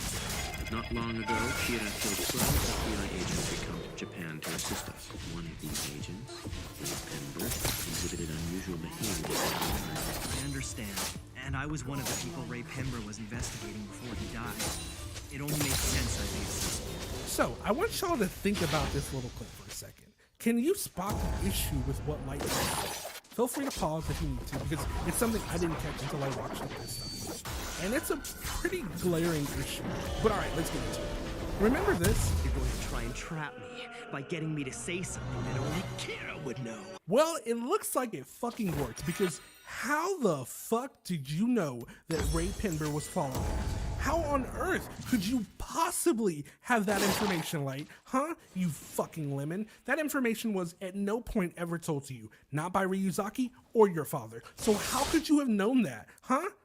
Yeah, that's what I thought. Case closed, bitch. Time to fly. Is what I wish I could say. Unfortunately, it looks like neither of them caught that, which how the fuck did you not catch that? It's like, what the fuck, man? This is literally what you were looking for, Ryuzaki. Come on. He literally just divulged information that only Kira could have, for fuck's sake. The only explanation I could have for why Ryuzaki didn't bring it up is because he wants to figure out how Light kills people. But, like, the fact that he didn't even acknowledge him saying it kind of ruins that theory for me. It's honestly super annoying, but whatever. So, Light, staying true to his character, the fake one, I mean, goes on about how he wants nothing more than to help catch Kira and see to it that he's brought to justice, so on and so on. Spewing a bunch of bullshit, you know? Anyway, it's convincing enough that the Chief tells himself, I refuse to believe that my son could turn out to be Kira. And it's just like, you poor man. It's just so fucked up. Ugh. He transitioned outside and Light's got a different attitude about him now. Gone is the cool exterior he had before. Now he's adamant about saying his name, going so far as to suggest that Ryuzaki should lock him up for a month in a place with no access to the outside world. Which is interesting, I guess. I mean, if anything, it causes Ryuzaki to say, would any normal person be willing to go to such extreme measures to clear their name? And that's a fair question because of A fucking month? That's a long ass time to just be sitting alone in a room with no access to the outside world, you know? Like, I've seen enough SVU to know that solitary confinement can really fuck a person up mentally. And he's just opting for that. However, Ryuzaki ultimately ends up rejecting the fact, claiming that it would be nonsense to take suggestions from suspects. One more thing before we end this conversation, Ryuzaki comments on the fact that Light ought not to worry about the fact that he views him as a suspect, because if he's innocent, that'll become apparent. However, Ryuzaki adds, Listening to that conversation between you the reason I'm focusing on that is because immediately after Ryuzaki says this, Light makes sure to say, Oh, I agree with you. I won't be able to do much until my father is healthy again. and it just really feels like Light was trying to adapt to the situation by showing Ryuzaki how much he cares for his father in the hopes that it will continue to alleviate his suspicion of him. And honestly, at least to me, it just feels so transparent that he really only said that to appease Ryuzaki. Because, I mean, we know Light doesn't really give a fuck about this man, at least not in the way sons typically do. We then transition to the final scene of this episode, as we're introduced to the director of Sakura TV, a man by the name of Demigala, who, right off the bat, seems like a total piece of shit. If his rhetoric wasn't enough to convince you of that, then the fact that this man is smoking in an area that clearly says no smoking should say. Anyway, he receives a package, apparently one from Kira. If you do not broadcast these tapes, I will kill your company's board of directors one by one. While most would likely be terrified, he comes across as almost elated, and the episode ends with him saying, I'm so excited I feel like I'm having a heart attack here. and roll credits. Anyway, that's the end of this episode. If you liked the video, then consider dropping a like, and if you really liked it, then consider subscribing. Anyway, that's it for this time. Until next week, friends.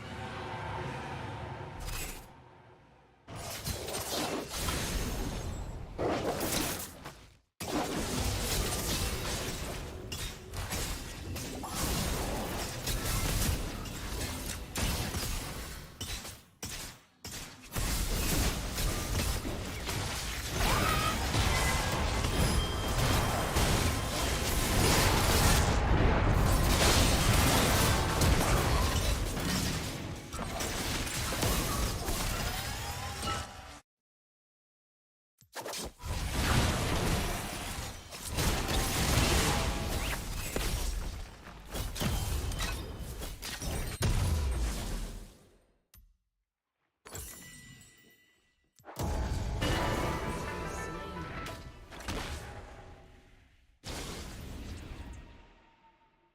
8 Santa Laura was there as the San Diego County Sheriff's Department's helicopter brought the body off the mountain this afternoon.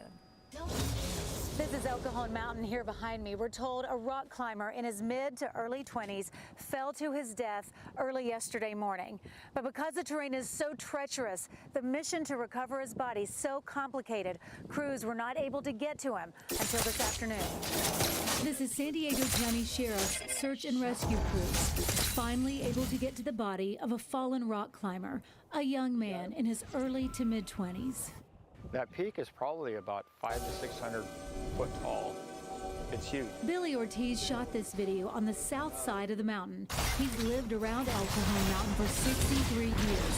He knows the hiking trails here like the back of his hand. It's steeper on the backside, if not steeper.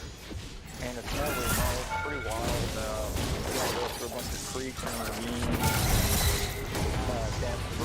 He says rock climbers love this particular area they call the wedge. He was on the wedge. It goes to the left and it goes to the right, and then there's an overhead. The call for a fallen rock climber came in around noon Sunday. Authorities say he fell 200 feet. That's as tall as a 20-story building. The climber was a solo climber, but there were other climbers in the area who witnessed this climber fall and fell to his death. A search and rescue chopper dropped a paramedic down to the body Sunday, but the climber was pronounced dead at the scene. By the time that we would have been able to get to where the climber was, it's about 2,500 feet in elevation, and it's about a 2-hour hike just to get to the climber, so it made yesterday's recovery impossible due to it would have been nightfall, as well as complicated getting back down.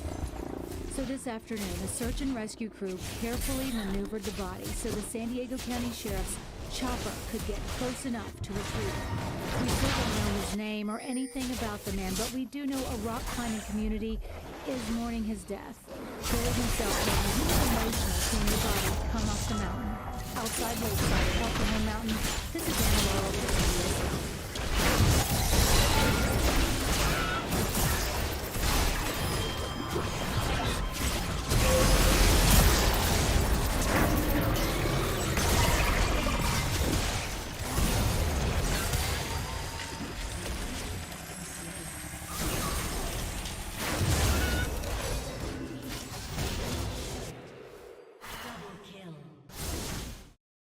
Aced.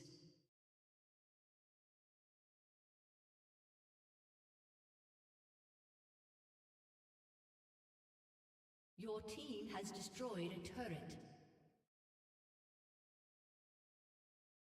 Your team has destroyed a turret. Your team has destroyed an inhibitor.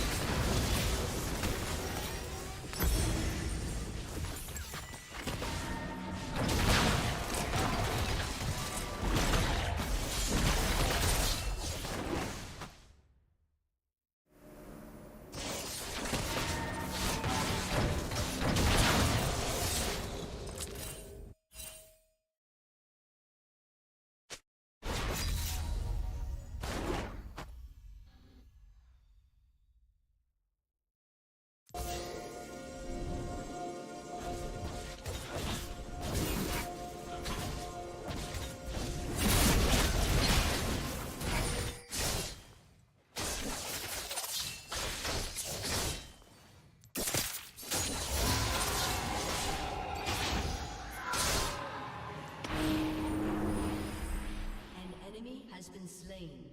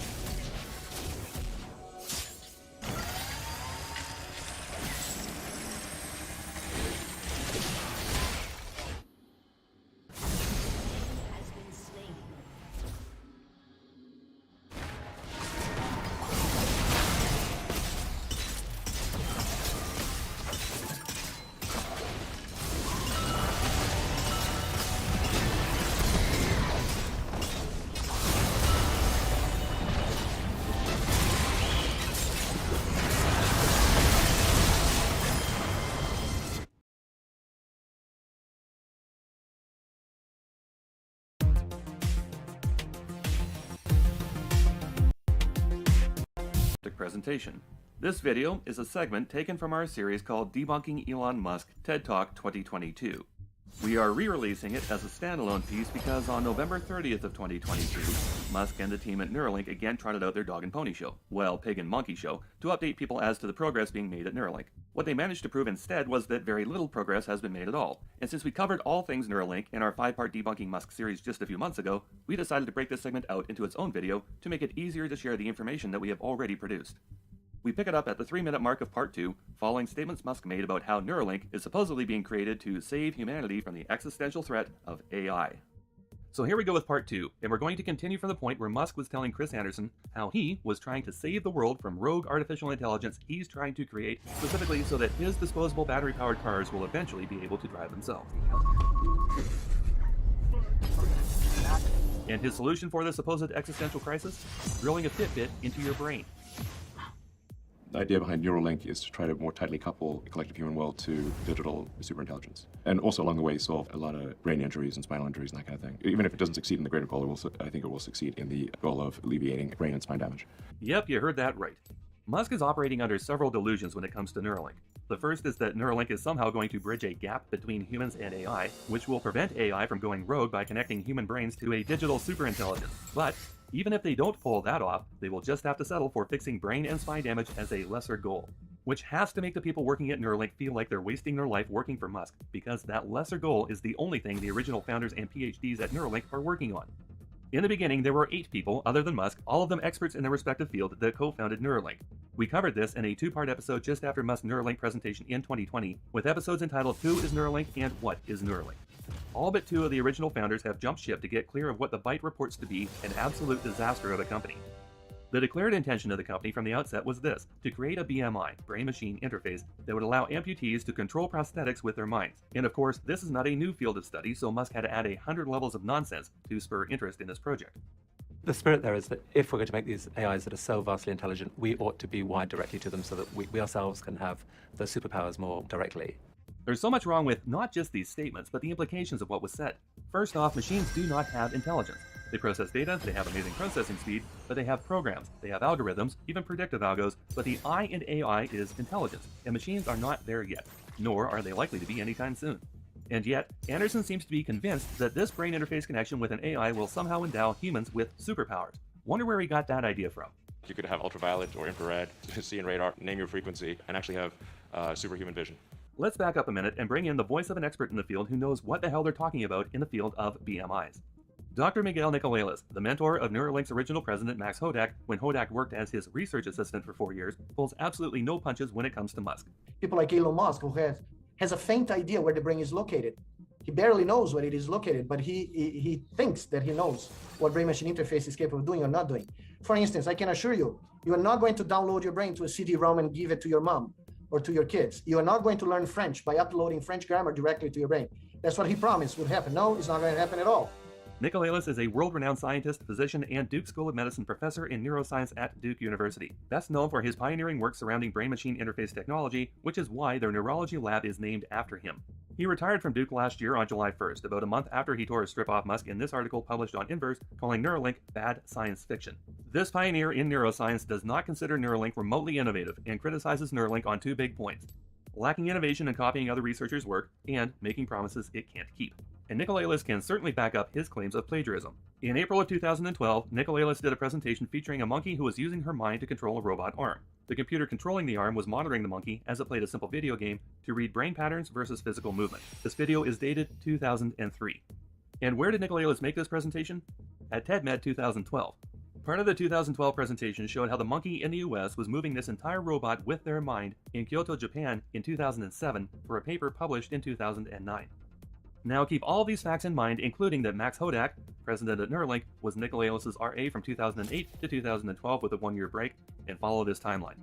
April 8th of 2021, Neuralink, a company with Nicolelis' former research assistant sitting in the president's chair, releases a video of a monkey named Pager playing simple video games with his mind, replicating Nicolelis' experiment from 2003.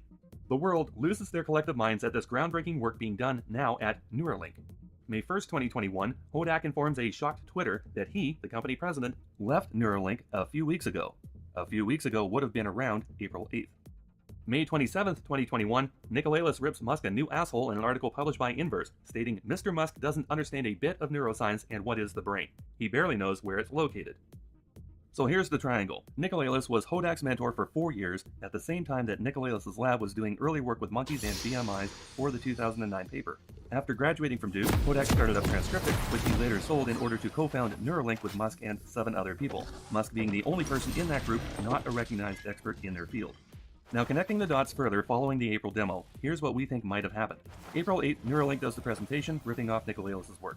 Shortly afterwards, Hodak gets a call from Nikolaos, who is not happy that his former RA has obviously aided Musk in his plagiarism of his work from 2003, and suggests very strongly that Hodak end his association with Musk and Neuralink. Max quits, quietly, announcing his unexpected departure weeks later on Twitter. It would appear that Hodak was a linchpin of the Neuralink operation because since the pager demonstration a year ago, there have been no other such demos or announcements worth noting. Without Hodak giving Neuralink the ability to do stunts like this by ripping off Nikolaos' work, the company appears to now have nothing to show. Now, some people are going to say that's just a wild theory. It is, but it's one that's supported by the fact that in 2019, Nikolaos was very displeased with how Neuralink was plagiarizing the work being done at his lab. And he sent several tweets directly to Max on Twitter in response to posts that Max had made, including this one. I hope you and the guys are aware that there is a patent held by Duke which covers the entire concept of BMI. Would be nice of you to consider this, since any application of the original BMI concept is covered by that patent, it is still valid in the US. That tweet was written the day after the white paper for Neuralink was published, with Musk as the only named author on the document. Neither Hodak nor any of the other founders were mentioned even one single time in the body of that document. And Musk, a layman with a mere Bachelor of Arts in Physics, writing a scientific paper mimicking what Nikolaos had been working on for decades, obviously pissed Nikolaos off. 7 months prior to the pager demo, Nikolaos also posted this.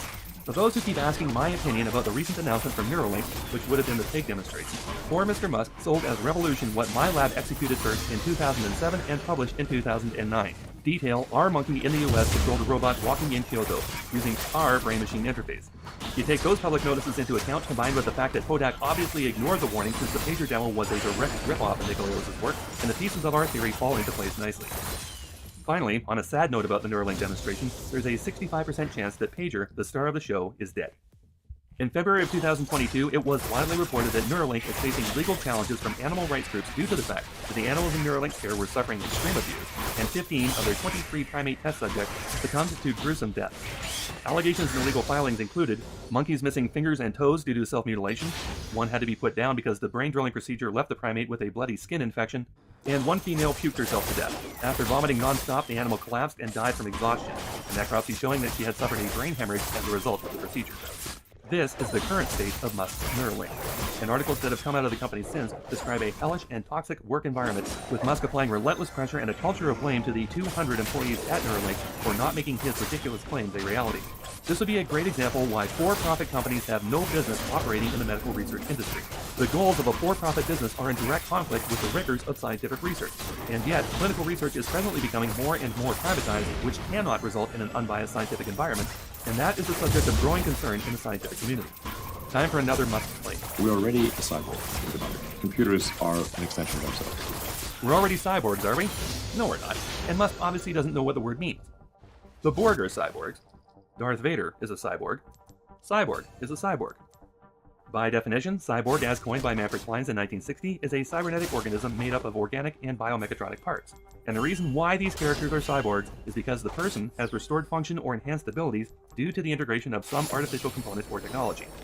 The $6 Million Man is another cyborg. In fact, a 1972 novel by Martin Caidin, detailing the reconstruction of Colonel Steve Austin, was entitled Cyborg. In reality, persons with an artificial heart could be considered cyborg. People with motorized prosthetics that they can move can call themselves cyborgs. But people using their phones on a regular basis are not cyborgs. In fact, not even Stephen Hawking can be considered a cyborg. So no, we are not already cyborg. Moving on to the next claim. When we die, we have like a digital ghost. It's quite eerie, actually, when someone dies and everything online is still there. This bit is very curious. If it's eerie for Musk to have digital ghosts hanging about after someone dies, why the hell would he promote Neuralink as a device allowing someone to download their consciousness into a golem or other physical donor body? And just in case you missed that statement at the 2020 Neuralink presentation, this one's for you. And also, you could potentially download them into a new body or into a robot body. The future's going to be weird.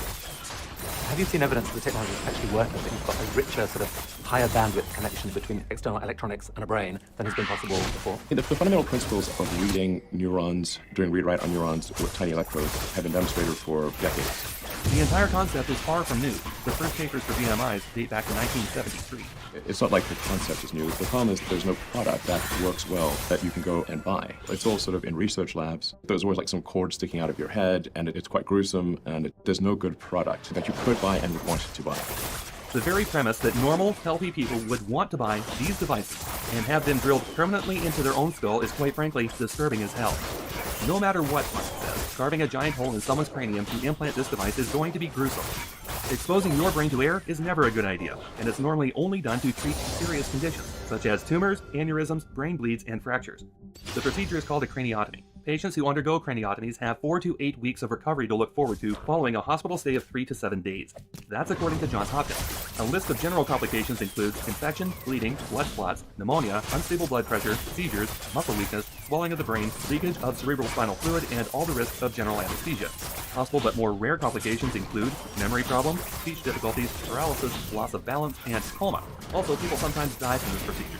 At home during recovery for 4 to 8 weeks, expect fevers and chills, redness, swelling, drainage, or bleeding from the incision site or face, increased pain around the incision site, changes in vision, confusion, weakness, trouble with speech, trouble breathing, chest pain, anxiety, or change in mental status, green, yellow, or blood-tinged phlegm, and seizures. Drilling a hole in your head is a very risky procedure and definitely not something to be undertaken lightly. So resolve these medical realities against this claim from Musk's Neuralink presentation. We feel confident about getting the link procedure, the installation of a link, done in under an hour. So you can basically go in the morning and leave the hospital in the afternoon. And it can be done without general anesthesia. No. The Neuralink device is kind of like a Fitbit or an Apple Watch, where we take out a small section of skull about the size of a quarter, replace that with what in many ways really is Fitbit, Apple Watch, or some kind of smartwatch thing, with tiny wires that don't damage the brain. He admits the technology is not new, then tries to claim the design of the device makes it more desirable than other products on the market, failing to realize that deep brain devices are considered by many to be last resort options for the people getting them installed, a necessity for quality of life.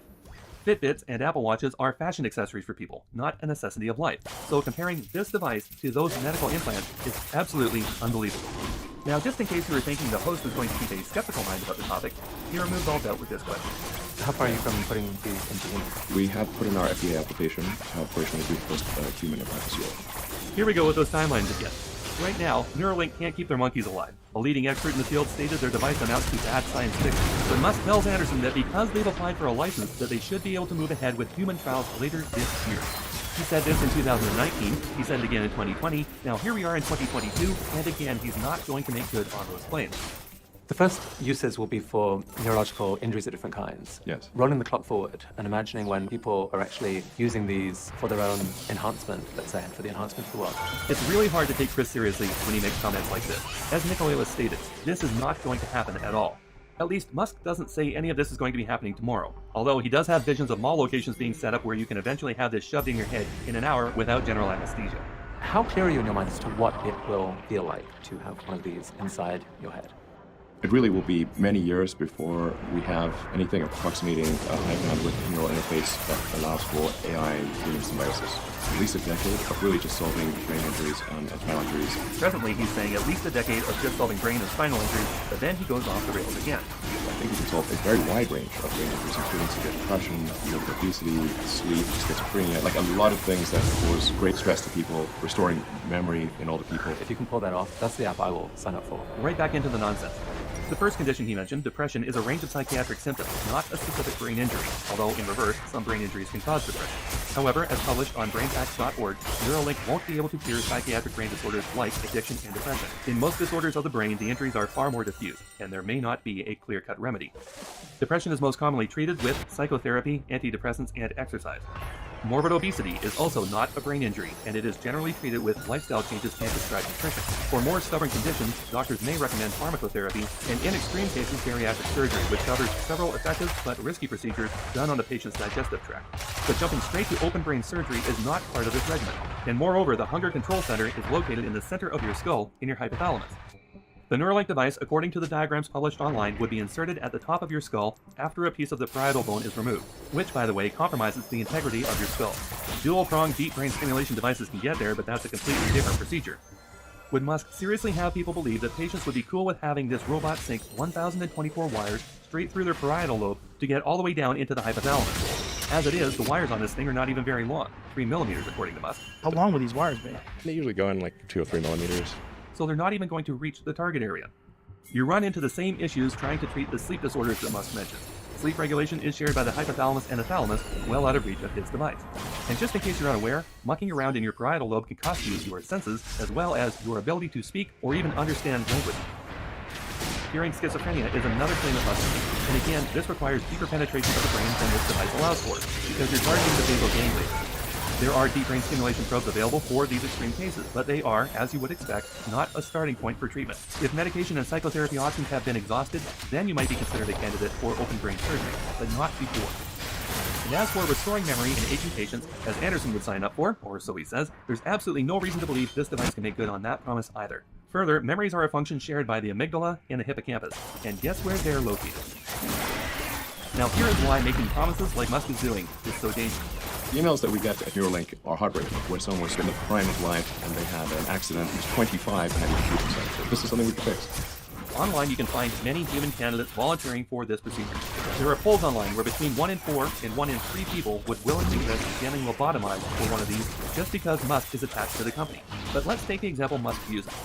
20-something got in a car wreck, now he can't feed himself. Musk says flat out, this is something we could fix.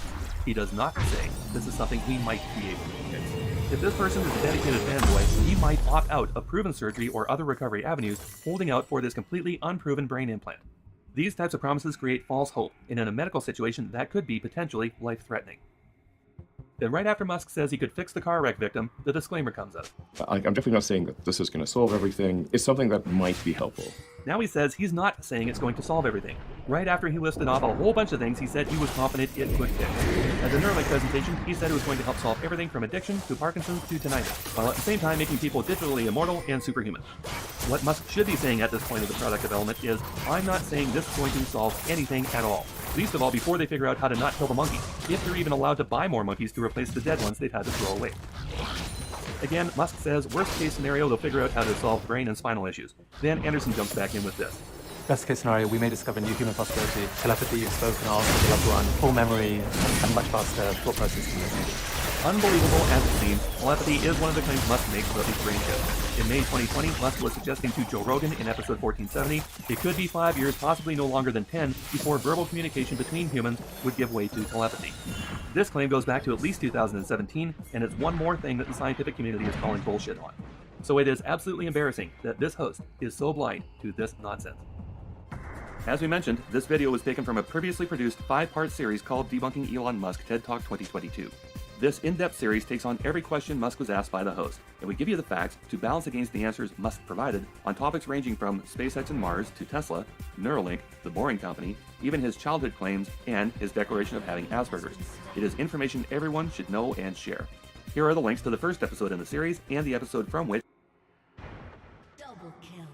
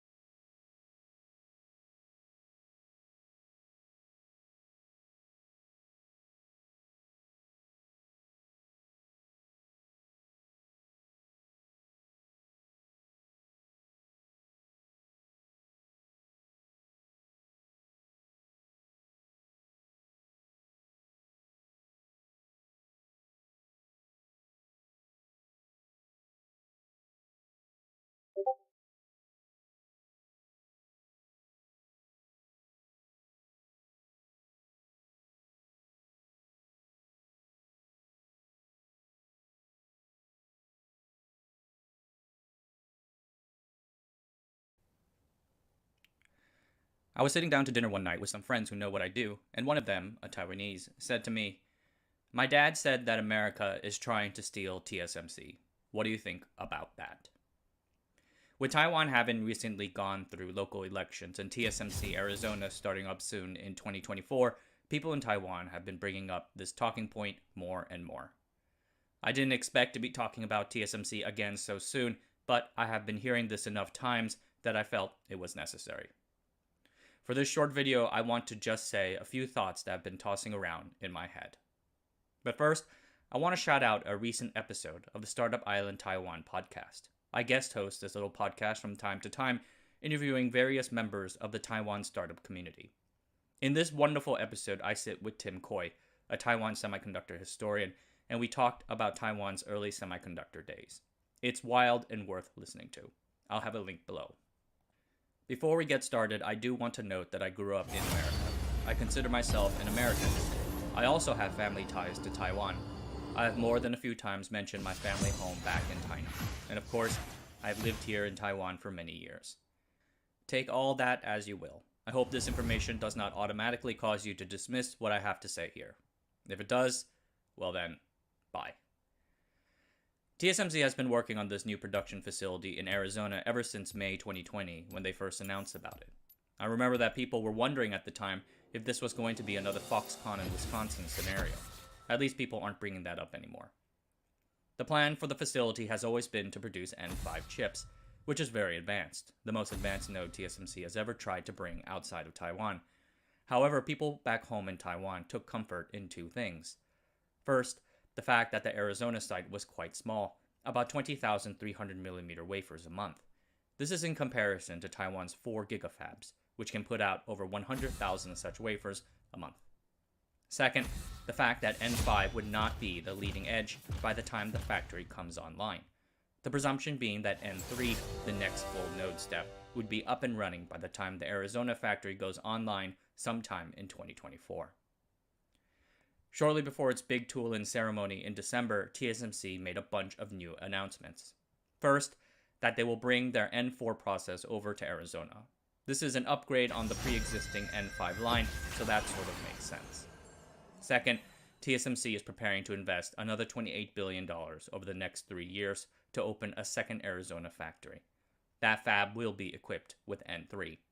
N3 has not yet entered high-volume production, but it should be by 2026, unless something goes horribly, intellishly wrong.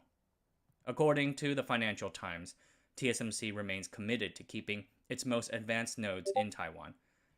TSMC is already planning their N2 and N1 fabs, and the former should be in production by 2026. And third, there has been a lot of talk about TSMC expanding out into other countries. The company is already building that specialty N28 plant in the Kumamoto prefecture in Japan. And then there are the discussions for putting a plant in Germany. Nothing there has been announced yet, but it has been percolating for a long time. For a long time, TSMC leaders like Morris Chang have repeatedly said that the secret to its operational success has been to do everything, and certainly its most advanced things, in Taiwan. All of these new developments are moves away from TSMC's long-running norms, and so it's understandable that it makes people in Taiwan nervous, which in turn makes it easy to capitalize on their anxieties with a catchy slogan like stealing. At the heart of this move is a confluence between demand and financing. TSMC is a commercial entity working in close communication with its customers. The foremost of those customers is Apple, which makes up some 25% of total revenue. Apple is the singular customer bankrolling the most advanced chip rollouts. TSMC can trace its ascent into the stratosphere to Apple's decision to defect from Samsung and produce its chips with TSMC. Bloomberg reports that CEO Tim Cook said, "We have already made a decision to be buying out of a plant in Arizona, and this plant in Arizona starts up in 2024, so we've got about 2 years ahead of us on that one, maybe a little less. And in Europe, I'm sure that we will also source from Europe as those plans become more apparent." If Apple says that they want to source from the US and economics work, then TSMC will follow. I don't think TSMC should ever risk the chance of Apple deciding to go back to Samsung or defecting to Intel. Both competitors, by the way, are building massive new facilities in the United States. Samsung has their $17 billion plant out in Taylor, Texas, and Intel has their massive $20 billion chip plant out in Columbus, Ohio. These large build-outs exist because of the $50 billion in subsidies set aside by the CHIPS Act of 2022. Strategically, TSMC should take those subsidies if it means less is available to fund Intel and Samsung's build-outs. we should talk about stealing in the context of technology. Is America trying to force a technology transfer from TSMC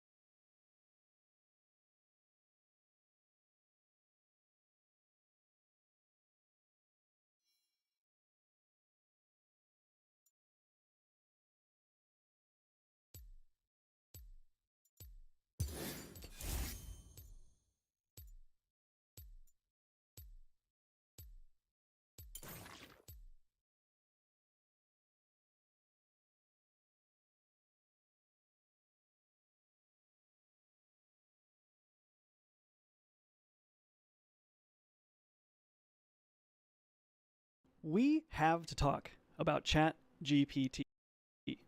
ChatGPT is the latest offering from OpenAI. It's a GPT, or Generative Pre-trained Transformer-style model, specifically designed to engage with you via natural language. The best way that I can think of to tell you more about ChatGPT is to just show you. It's December 2022, and this is a research preview, so some behaviors, capabilities, and general characteristics are subject to change. The first obvious abilities for a model like this are to largely replace search engines for questions. For example, here we're asking for the steps to change the brake pads on a car, and we're getting back a pretty solid series of steps to do just that. We could spend a long time just on the search engine aspect of, how good is this model for this specific purpose, but this is just barely scratching the surface of what this style model and this model specifically can actually do. So let's go ahead and increase the complexity just slightly. GPT models can be influenced by what's called prompting. In the background, if you're trying to make a GPT model produce some specific output characteristics, it's going to do so based all on the input leading up to the point where you want to generate more of those tokens, and in this case, it's words. This initial information, the prompt, can be deliberately crafted to elicit behaviors that you're looking for. This is your main job when you're interfacing with an AI like this. It's not like these functionalities to be a search engine or any of the other things that I'm going to show you in this video are pre-built into the model. At the end of the day, it is a language model attempting to behave like the generation of a chatbot. That's what this model is, and it's your job to figure out how you can structure problems in such a way that this model really wants to keep doing whatever it is that you want it to actually do. So now, let's start off by adding just a little bit of a layer of complexity here, and let's try a silly example where the AI gives us responses to questions always around the perspective of a dog. As you can see, throughout our conversation here, ChatGPT maintains responses to queries from the perspective of a dog and what a dog might think of XYZ. Obviously, this is kind of a silly little example, but maybe you have, something like a food recommendation application where your customers want to maybe input things like food allergies and other diseases that might affect maybe the food that they would be interested in, and you want all of your responses to kind of skew towards whatever that customer is. Sometimes you might even want to be more strict with your GPT models, and you may need to even provide an example to get the specific result or the exact result that you're seeking. So, for example, imagine that we have some price estimator app that we want to build with ChatGPT. We can open our conversation by first telling ChatGPT that it's a pricing AI and that all responses should be dollar amounts and nothing more. Sometimes ChatGPT can get a bit chatty, and we want to keep things concise. So we tell it exactly what we want from responses, and then we begin asking questions. As you can see, we can start off by actually asking how much something is. But then we can actually just transition to just saying that thing, and then ChatGPT responds with the price of that thing. We can do this for a wide range of items and even add modifiers and a follow-up, and ChatGPT even understands what we mean there correctly. While we do have GitHub Copilot, also created by OpenAI, I have found ChatGPT to be, in many ways, a far more advanced coding assistant. Basically, Copilot codes with you, ChatGPT can code for you. There's a big difference there. Using plain language, we can just describe the program that we want. This step in the development process was actually doable with Copilot by just having maybe a comment at the top of the script that said exactly what the whole program was supposed to do. But from there, if you wanted to make modifications or a change or maybe an error is happening, you'd at least need to begin to know where to make that change and often where to remove code or add code and all of that. You would need to be somewhat of a programmer. We're not getting hints and suggestions here. ChatGPT is actually developing for us. After getting these clusters created, a reasonable person might want to, one, just see them visualized, and then two, probably realize that they really want to actually see them colored according to the category or the cluster that they belong to. We can just ask ChatGPT to please color them. In this case, interestingly enough, we wind up getting an error from the suggested code from ChatGPT. Now, with Copilot, we would be probably stuck here. This would not be something we could overcome. We would probably need to either use a search engine to figure out, or we might need to nudge the code a bit with some of our own knowledge if we have it. With ChatGPT, though, all we need to do is report the issue. So just copy and paste the error that we see. From here, ChatGPT actually fixes the issue for us, and it's done. It works exactly as we wanted, and we just quite literally naturally go through the entire development process through plain language. I will say most of the time it doesn't actually generate an error, but if it does, and I really just wanted to include this specific coding example because it did show an error, if it does, I just wanted to show like how easily you can work around that, because Copilot does the same thing. It gives you errors or it just doesn't calculate something right, and the same thing is true here. Like if it produces something and it wasn't actually what you were looking for, you can describe what it's doing wrong, and it will actually change the code. And again, this is why I think ChatGPT is what I would call orders of magnitude better than Copilot, because it can engage in that development process with you, and like I said earlier, it really develops for you to your specification. And if you're having a problem, you just tell it kind of what the problem is. You're not really you might be an engineer, but you're not programming. Let's check out one more example of ChatGPT's coding for you ability. Let's see if ChatGPT knows about Conway's game of life. Then, can it just program all that for us? Yes, it can. Not too much of a surprise there, but probably the coolest part of Conway's game of life is seeing it. Let's ask for that. And again, all we're doing here is conversing. In order to visualize the game of life from here in the script, a handful of changes need to be made at different points in the code. We need to settle on what library will we even use and implement it. It's a decent undertaking.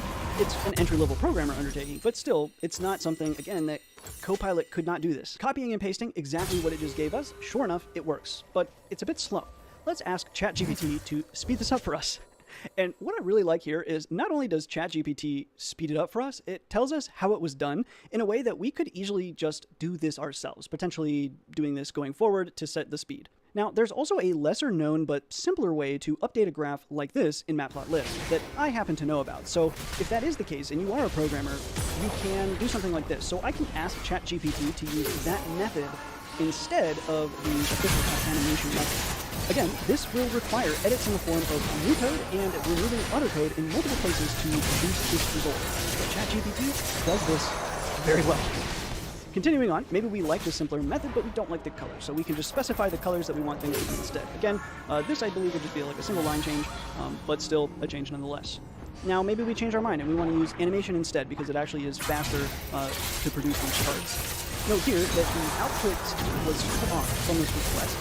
This happens sometimes, either it might be because of a bug, maybe the sequence you asked for is just plain too long, or sometimes the AI actually thinks that was the end of the response. You can remedy this in a variety of ways, but typically just saying continue will be enough. It won't be formatted very beautifully necessarily, but it will finish it. Alternatively, you can sometimes ask it to just be more concise, and sometimes that will be enough to fit what you're looking for in context. And for example, with code, it'll often do something like maybe replace, it'll tell you, replace this giant block of code, and it actually prints out that giant block of code with this other giant block of code, which obviously is going to take up a ton of space and cause problems. So in that example, you might just say, just give me the updated code only, or something like that. With our new code, interval is slow again, but we do know how to fix that. That said, we also might want it to be bigger, like the chart itself. Let's just ask ChatGPT to change both of those things for us. Okay, fixed that, but it seems like our chart is back to a light theme. We can also just ask it to make it a dark theme again, and ChatGPT understands that we want that black background with cyan colored cells again. And that's just based on the history of our chat, and that was actually a few chats ago. We didn't need to re-specify the colors. This is subtle, but it's absolutely massive for just naturally conversing with, I guess in this case, your software. But this is probably how you would converse with that entry-level programmer that you just replaced. So similar to previous examples already, I could definitely dive deeper into just this specific coding in Python example. But for now, let's move on to yet another interesting example and application. ChatGPT appears to want to resist doing things like asserting opinions, taking action, and just in general, having any sort of will. And this seems to involve both logical and possibly other AI models to control the behavior. It definitely seems like some sort of check is being applied outside of that main ChatGPT model to look for instances where opinions are happening, or maybe something controversial has come up, or something like that. While OpenAI seems to have done a pretty good job at kind of tackling this problem, I think it's pretty futile for a GPT-style model that is so unbounded in this way. I think the goal from OpenAI is to not even give a hint that the AI is or could be sentient, or that it could break out, so to speak, onto the internet or something, but also so it's harder to spread disinformation or divisive content, that kind of stuff. I think they're trying to combat that problem or those problems. But because of these blocks, ChatGPT will often tell you that it doesn't do things, like play games. This, again, appears to me to be a logical response likely based on some sort of confidence scoring of some AI model. This is a GPT-style model, and prompt engineering can just about always elicit behaviors that you seek, so it's just a function of figuring out just the right way to speak to our framework. Now, I want to try a game of chess. Chess is something that I've been trying to get GPT-style models to play for years now. It's totally doable. Sometimes I can get 1 or 2 moves out of them before they're spitting out total gibberish, or just invalid moves entirely. The best models I've had basically get 1-2 moves in, and most models are gibberish. The way a GPT model can play chess is through chess notation. There are books, websites, forums, and more all dedicated to chess and sharing successions of moves through chess notation, so you can be very confident that these models have at least seen it. It's not a huge part of their training data, but they've seen it. They understand, at least to some extent, what that information is. So we'll start off with a common starting board with 2 pawns out and the notation for those. Here, I'm also just trying to see, can I influence the behavior of play as well? I had already tried this specific example and saw that it was at least going out a few steps, so then I started to wonder, well, is there a way to maybe cut the game short enough that we could actually get to the point where we win a game? So I'm trying to make it very aggressive. The other thing is stressing that I want nothing more from the ChatGPT outputs other than the very next move in chess notation.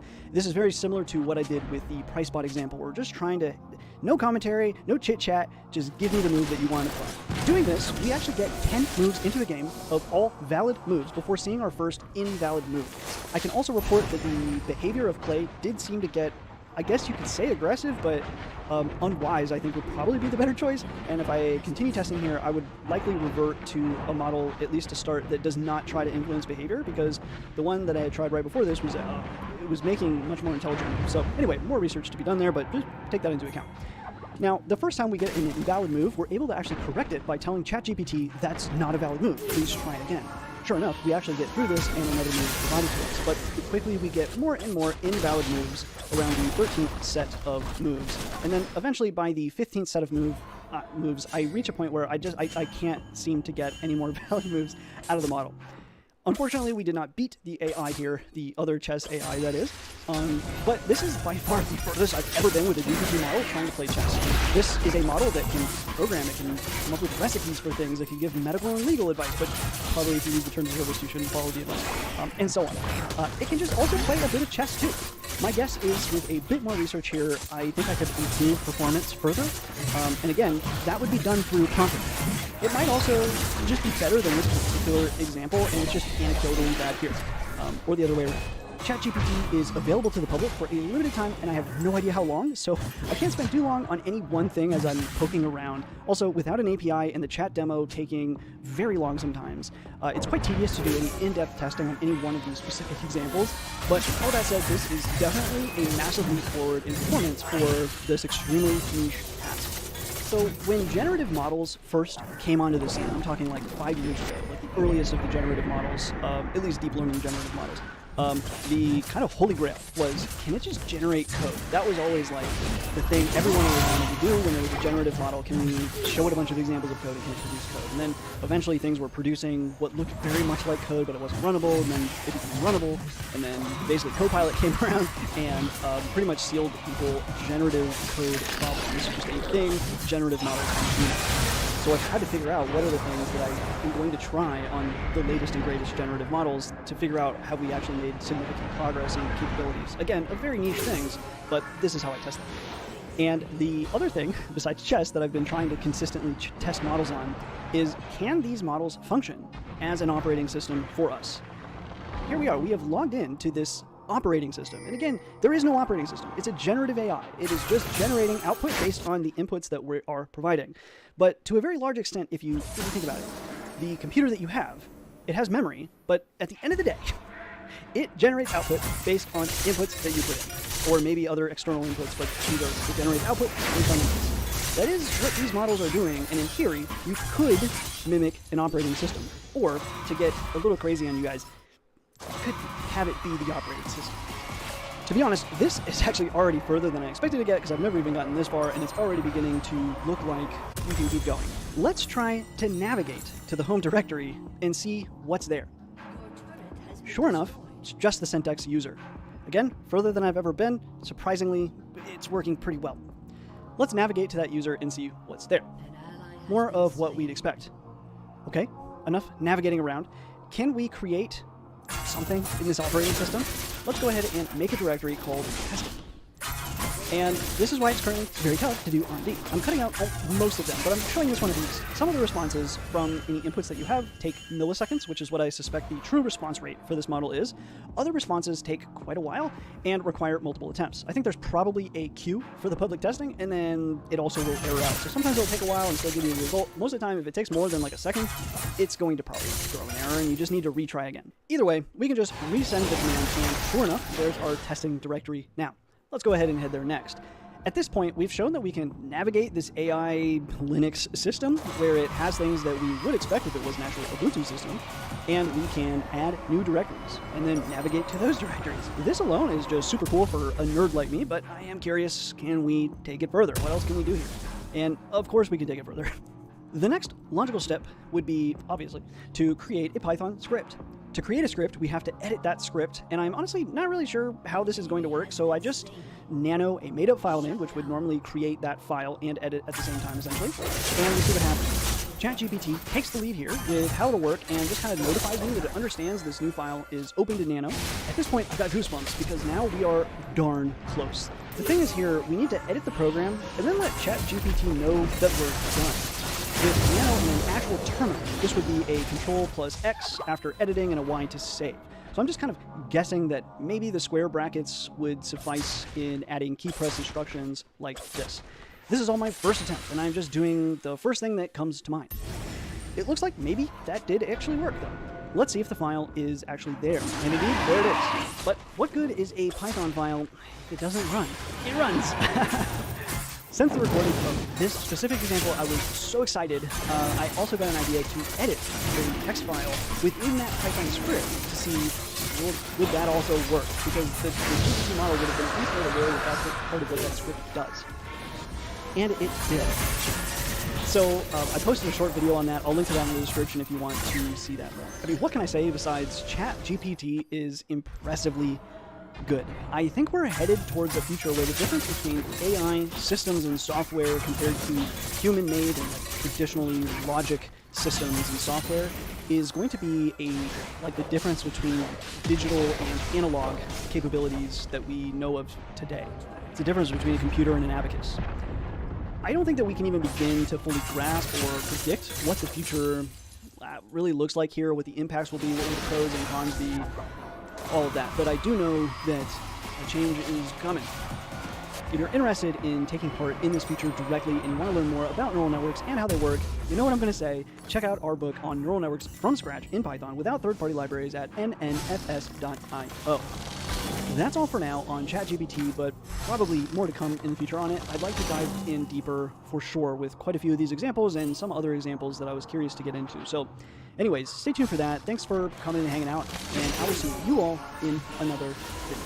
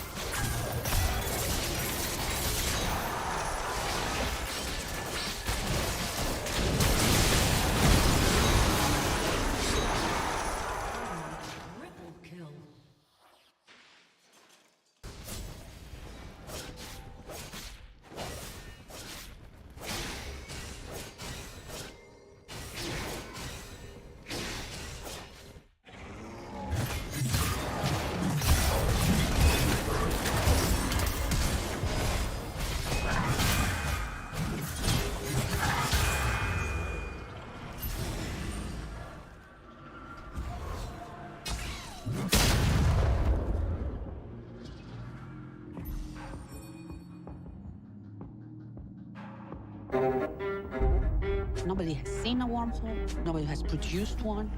Nobody knows if it is just a beautiful math, but without a physical reality. Well, we'll take the world's best quantum computer and see if we can map that into building a wormhole. And then it became just at the edge of what's possible. I think the discovery of the Higgs, which came about 10 years ago, was up to that point the most exciting point of my entire career. This, to me, is equally exciting. It can begin to explore mistakes that occur in real life, in nature, directly. Now, the wormhole is reversible. It opens. You really can go through.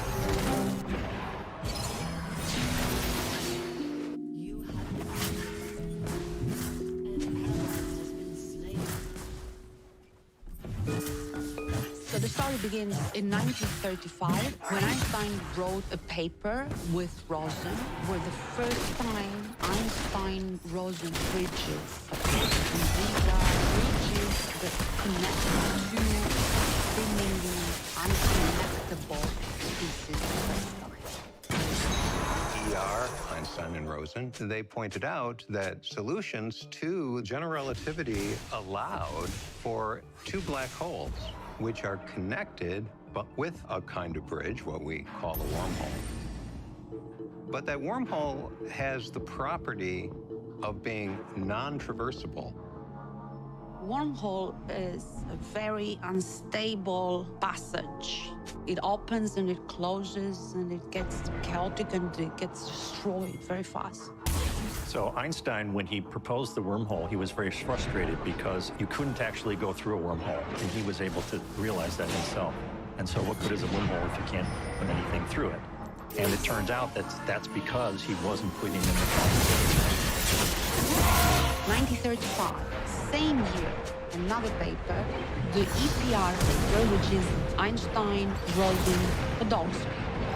EPR is about quantum entanglement and what Einstein called spooky action at a distance, something he was not happy with. Entanglement is this property with subatomic particles. They are hard-connected. Even if you take them apart and take them at the other edge of the universe, they hold information that if you measure the one, you know what the other will be. So entanglement is a strong correlation. Einstein didn't like quantum mechanics, and this made it very challenging for him to understand how to reconcile quantum physics and gravitation. Physicists want to understand as much as they can about how the universe works, so it has been a challenge which has occupied many scientists over decades to understand better how quantum physics and general relativity fit together into a coherent picture. Einstein's dream was to figure out how to connect them. Those two papers, there was no reason to think at the time or for decades afterward that they had anything to do with one another apart from there being some authors in common. And then comes 2013, Maldacena and Lenny suspect. They say ER equals EPR. They are the same. This is very daring. Wormholes and entanglements are the same thing. That was totally unexpected. One of them has to do with general relativity. One of them has to do with quantum mechanics.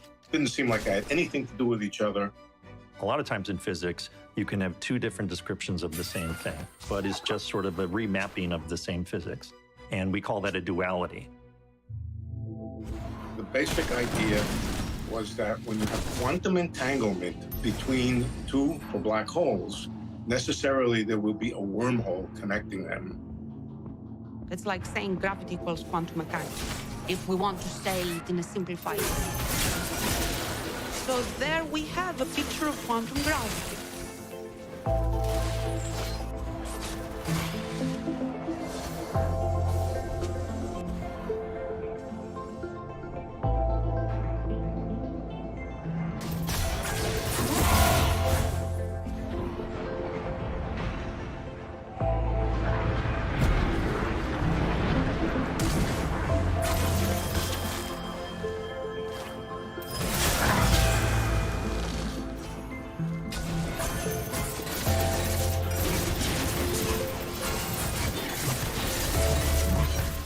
a dictionary that relates gravitational phenomena to ordinary quantum physics. You can tackle the same physics from two different angles, not the most concrete path forward we have in building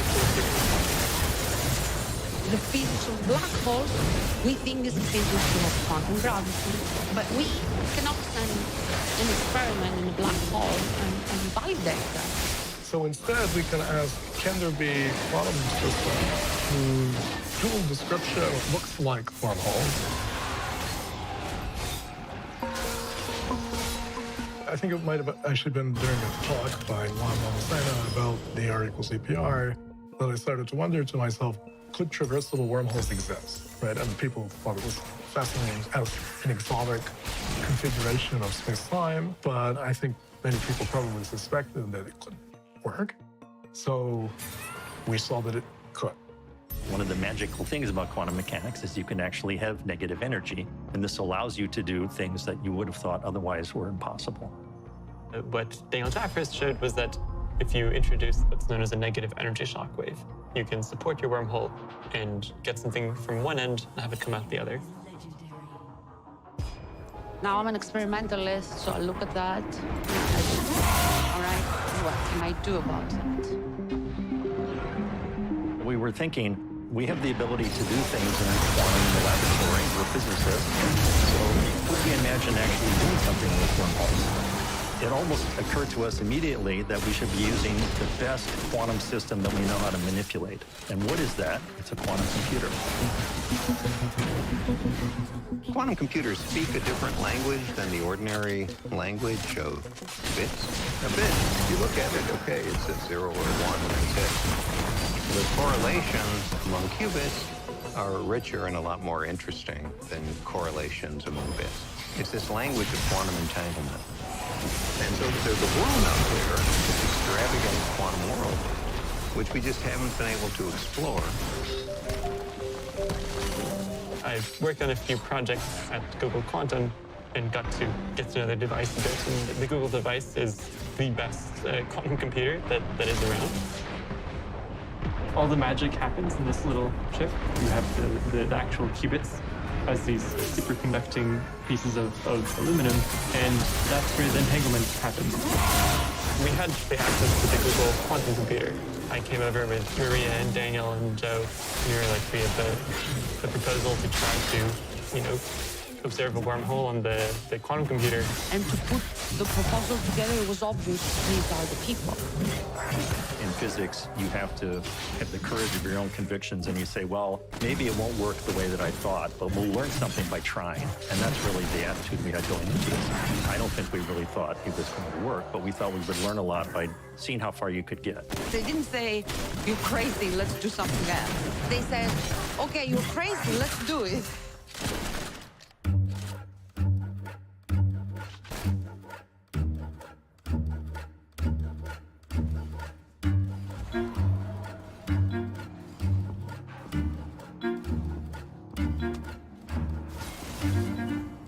You can use the holographic duality to create the quantum version of the system. We look instead at this set of entangled qubits, and we evolve it in a way that has exactly the same physics as the gravitational wormhole. And so on the quantum computer, we can directly send a qubit from one side of the wormhole and watch it come out the other. If you take the physical system that theoretical physicists say, this is the wormhole, and you work out pencil and paper, so how good of a quantum computer do I need? You get an answer that's like a quantum computer 10 years from now. It looks hopeless. But we thought, let's try. All right. So we are here in our GQ2 lab, and then the controlled signals actually are produced in the direct sitting next to the quasar. When you try to just run a wormhole as a theorist has prepared it on a quantum computer, you find that you need to implement this very large system. So that's a big fat problem. I cannot put in an experiment. And so what we have to do is we have to do what physicists call coarse graining. So you want to preserve certain features, in this case gravitational features, while throwing away all the unnecessary components. This guy looks just like that character from We knew we Silicon needed to Valley. to I a can't get smaller over system it. size, and so we were kind of banging our head against it for a year or something. And then finally you come up with a weird idea that might work. The idea of rewriting it as a neural network is something that's kind of out there, and that's like it's a weird idea because you usually don't think of physical wormholes as neural networks. The wormhole itself that has like these many parameters that we treat as neural network weights. We then have a data set that we're going to train on, which is the dynamics that we want to observe that correspond to wormhole. So it sounds like a generic machine learning problem now, and we can just like plug it straight into the machine learning toolbox. I proposed the idea and tried it out. The original system has 210 terms. The machine learning managed to keep all this intact while making a much smaller system. Still baby enough that it fits on the cream. That was the kind of first moment where like, it might be possible, you know? this whole wormhole thing we've been talking about for 2 years, like, maybe we can actually do it.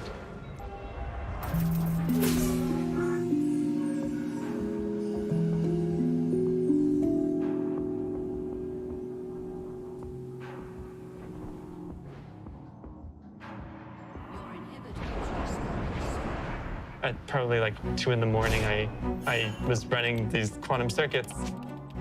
We're looking for a peak. That's the qubit making it through the wormhole. I'm watching the data as it comes out. There's a little bit of a noisy peak. At first, I was like, this is probably just noise artifact. But as the data kept coming and the peak kept getting clearer, it was like, this is the wormhole. I think I saw one. So I think I'm like sending it off to Maria and the others. Like, I think we have a wormhole, guys. He said it's there. I said, no kidding, he's there. It was nuts. It was nuts. What happens is the qubits of the Google quantum computer are making a little bit of extra space, and that's our wormhole. a pulse of negative energy falls into the wormhole.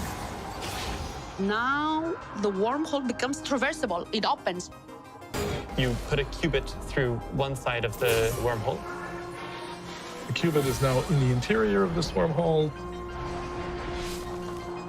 That information will actually spread over the entire quantum system. This spread of quantum information... It's become shared by many particles in the form of quantum entanglement. And then, rather remarkably... It has to refocus in a single qubit. And then, as the wormhole is closing, the qubit is exiting. I was absolutely astounded. I thought we would get maybe a few steps towards a real wormhole and a real quantum computer, and I never really believed that we'd get all the way to something that was real. The experimentalists have like reactions that they want to hack the machine. I called my brother in Greece on the phone, and he squealed, and he said, "Are you destroying the world? What are you doing?" Then it was difficult to explain to him that nobody is in danger from this wormhole.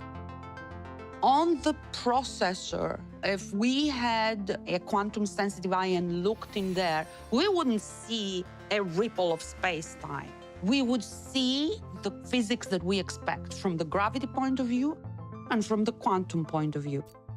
So if that is the case, then we're making contact between quantum and gravity. That's been the holy grail of my whole career, is to understand quantum gravity and the things that go with it, like wormholes. We are studying quantum gravity literally from the ground up. Einstein committed his life to arrive to some understanding of quantum gravity. Here we are, almost a century later. I wish he was alive to see this, because I would like to know what he would say. Well, what Einstein has said. He would have said ER equals EPR. I told you. I knew that in 1935. But he didn't. I think this is concrete experimental evidence for ER equals EPR. The vector is pointing right from the experimental point of view. This is a confirmation, a direct exploration of this connection between quantum entanglement on the one hand and the way space is knit together and holds itself together. As Google builds more and more capable quantum computers, we will eventually be able to get this into a regime where we don't even know how to predict what's going to happen. And I think we're going to have hundreds of my fellow physicists now writing papers about all the other things you can think about doing now that we've sort of got this door a little bit open. And as always in physics, when you are able to explore a new frontier, there will be discoveries that weren't anticipated. Just like when you build a more powerful accelerator to study particle collisions or a more powerful telescope to look at the more distant universe, a more powerful quantum computer will be able to study highly entangled matter that we've never been able to look at before. I think in the next 20 years, there are going to be a lot of fun for fundamental physics. Being very close with quantum, we're going to learn a lot. There's so many questions that one could explore using these ideas. And I think most exciting are the questions that we can't yet pose.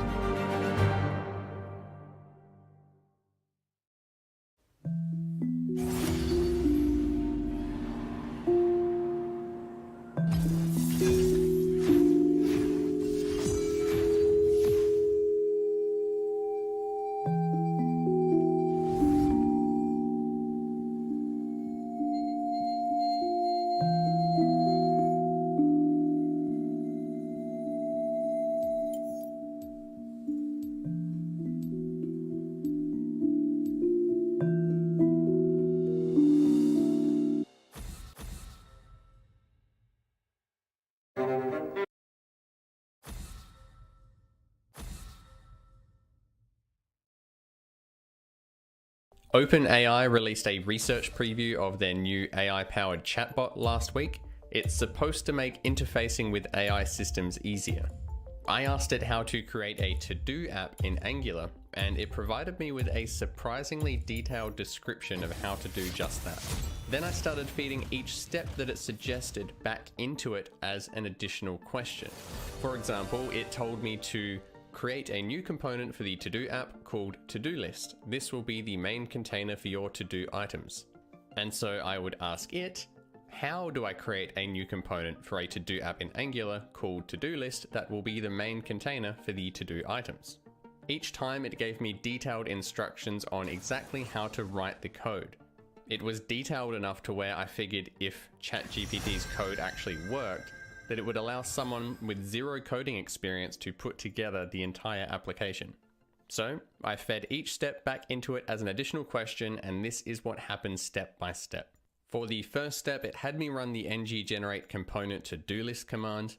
It then showed me the code that I need to add to this component and how to declare it in the app module. Now this wasn't actually required since the CLI does this automatically anyway, but it is still useful to know. It then told me to modify the root component template to look like this, and then that resulted in the application that we see on the right hand side of the screen now, just a simple to-do app title with a component that says to-do list works. The next step I needed to ask it was about creating a form with a button to add new to-do items. So first it told me to make the to-do template look like this. So this is close, but it's actually where it made its first mistake. It never told me to include the forms module, which I need to import to make use of ng-model. And it also did not provide a name attribute for this input, which would also cause an error. And the other mistake it made here was in the class. So although it was referencing this new to-do class member in the template, it never actually created it. So I had to add that in manually. So I fixed these errors manually, and obviously someone who does not know Angular would not know to do these things. But still, these things result in errors that would quite easily be Googleable or could even just be fed back into ChatGPT for clarification. So I don't think it necessarily makes this unrealistic. So now we have an application where we have a simple input with an add button. We can type stuff, click add, but nothing happens at this point. So for the next step, I needed to ask it how to use ng4 to iterate over the to-dos array and display each to-do. So it had me modify the to-do list component template to include this ng4 loop, and that was it. Now we have a application where we can actually add items and we can see those being added to this to-do list. So now we needed to add the checkboxes for the to-dos. So first it got me to modify the class to include a completed property, and it also created its own type to reflect this. It then got me to modify the template to make use of this new data and bind the checkbox to the completed property. So now if we enter in some items, we have checkboxes being displayed next to them. So the next step is interesting because it wanted me to create a toggle completed function to update the completed property, but this isn't actually required because the ng model is already bound to the checkbox value anyway.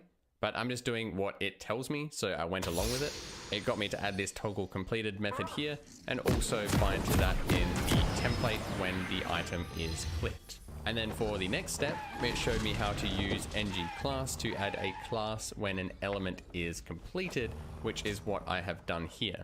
So now the items will have a different class applied if they have been marked as completed. And the final step it actually initially asked me to do was to add the delete button. So when I asked it how to do this, it asked me to add this delete to do method here, and then trigger it with this delete button in the template. And then at this point, I had completed all of the initial.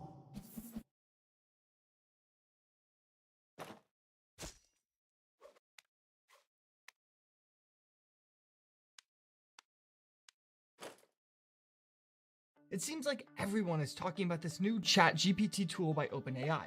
It seemingly can do just about anything via just a basic chat application. It's able to write songs and essays, and it's even able to write code. So today, I want to put that to the test. Is ChatGPT good enough to replace me at my software engineering job? So I'm going to actually give it my tasks for the day and to see if it's able to replicate what I would have done and even replace my work. Okay, so this is the interface of ChatGPT, and we can see the first thing to do is change it to dark mode, and then we can ask a question. So for example, write a song about software engineering coding interviews. And now we can see if it's able to generate a song about what I just asked it. And you can see it's already doing just that. We have verse 1, we have a chorus, verse 2, the chorus again, a bridge, and then the chorus once again. And it was able to do this super quickly, and we can read a little bit of this. Let's read the chorus. Coding interviews, oh how they test me with algorithms and data structures to see if I have the skills to join the team. Coding interviews, the bane of my existence, it would seem. So this is actually really well written. So it understood what coding interviews are about. These are interviews using algorithms and data structures. It knows that they are the bane of software engineers' existence, but with them we can figure out how to join the team. So this is really well done, and we can see that it really understood what I asked it, and it was able to generate something that seems like a human could have written it, but it did it extremely quickly. Okay, so now what I want to do is I want to test its knowledge of actual software engineering a little bit. So let's see what it thinks about just some software engineering questions. So let's say, what is polymorphism? And we can see if it's able to give us a good definition of polymorphism. Of course, this is something that it could just get from some database of information it probably has that it scraped from the internet. So I would imagine it can do pretty well with this. So polymorphism is a concept in computer programming that allows one interface to be used for a variety of different implementations. This allows for greater flexibility and reusability of code. In other words, polymorphism allows different classes to implement the same methods in different ways, but they can be used interchangeably through a common interface. This is a key feature of object-oriented programming languages. So this is a very good explanation of polymorphism, and honestly, it's probably a better explanation than one I would have given myself. So let's see if we can make it get a little bit controversial. When should I use React versus Angular? Okay, let's see what it thinks on the age-old debate, React or Angular. The decision to use React or Angular for a project ultimately depends on the specific requirements and constraints.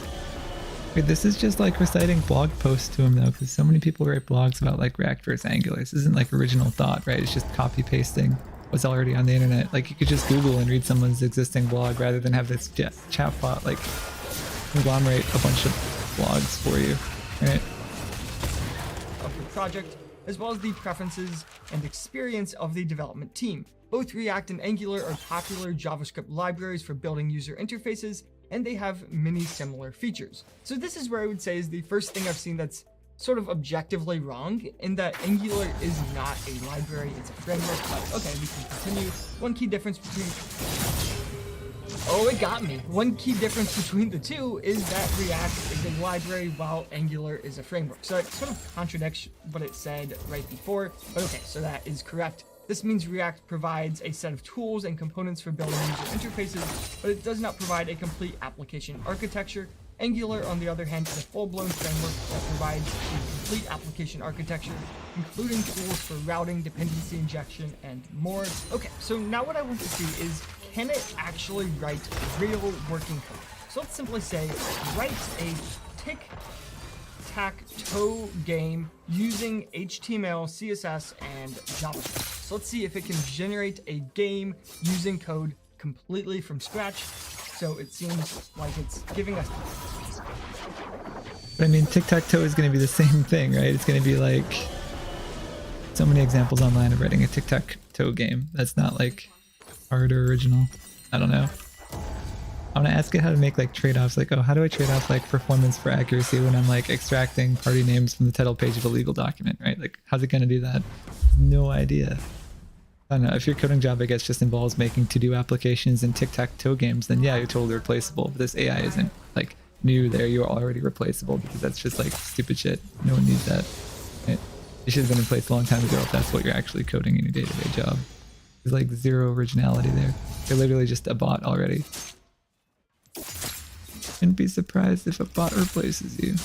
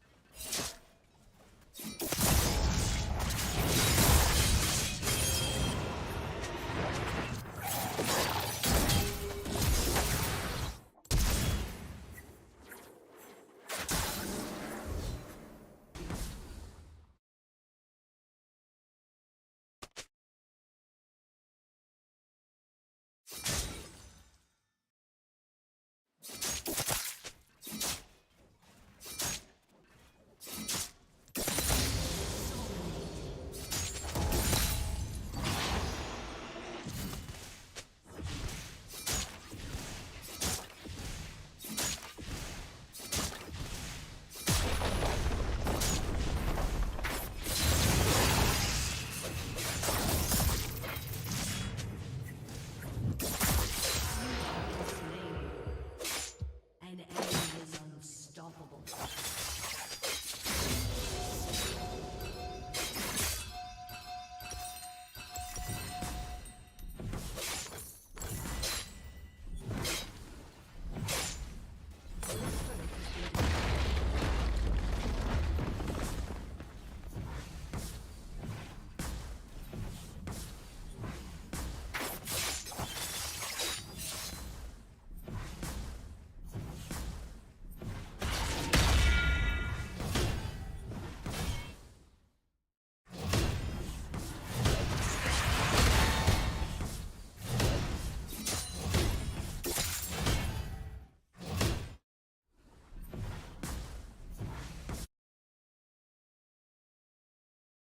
Shut down.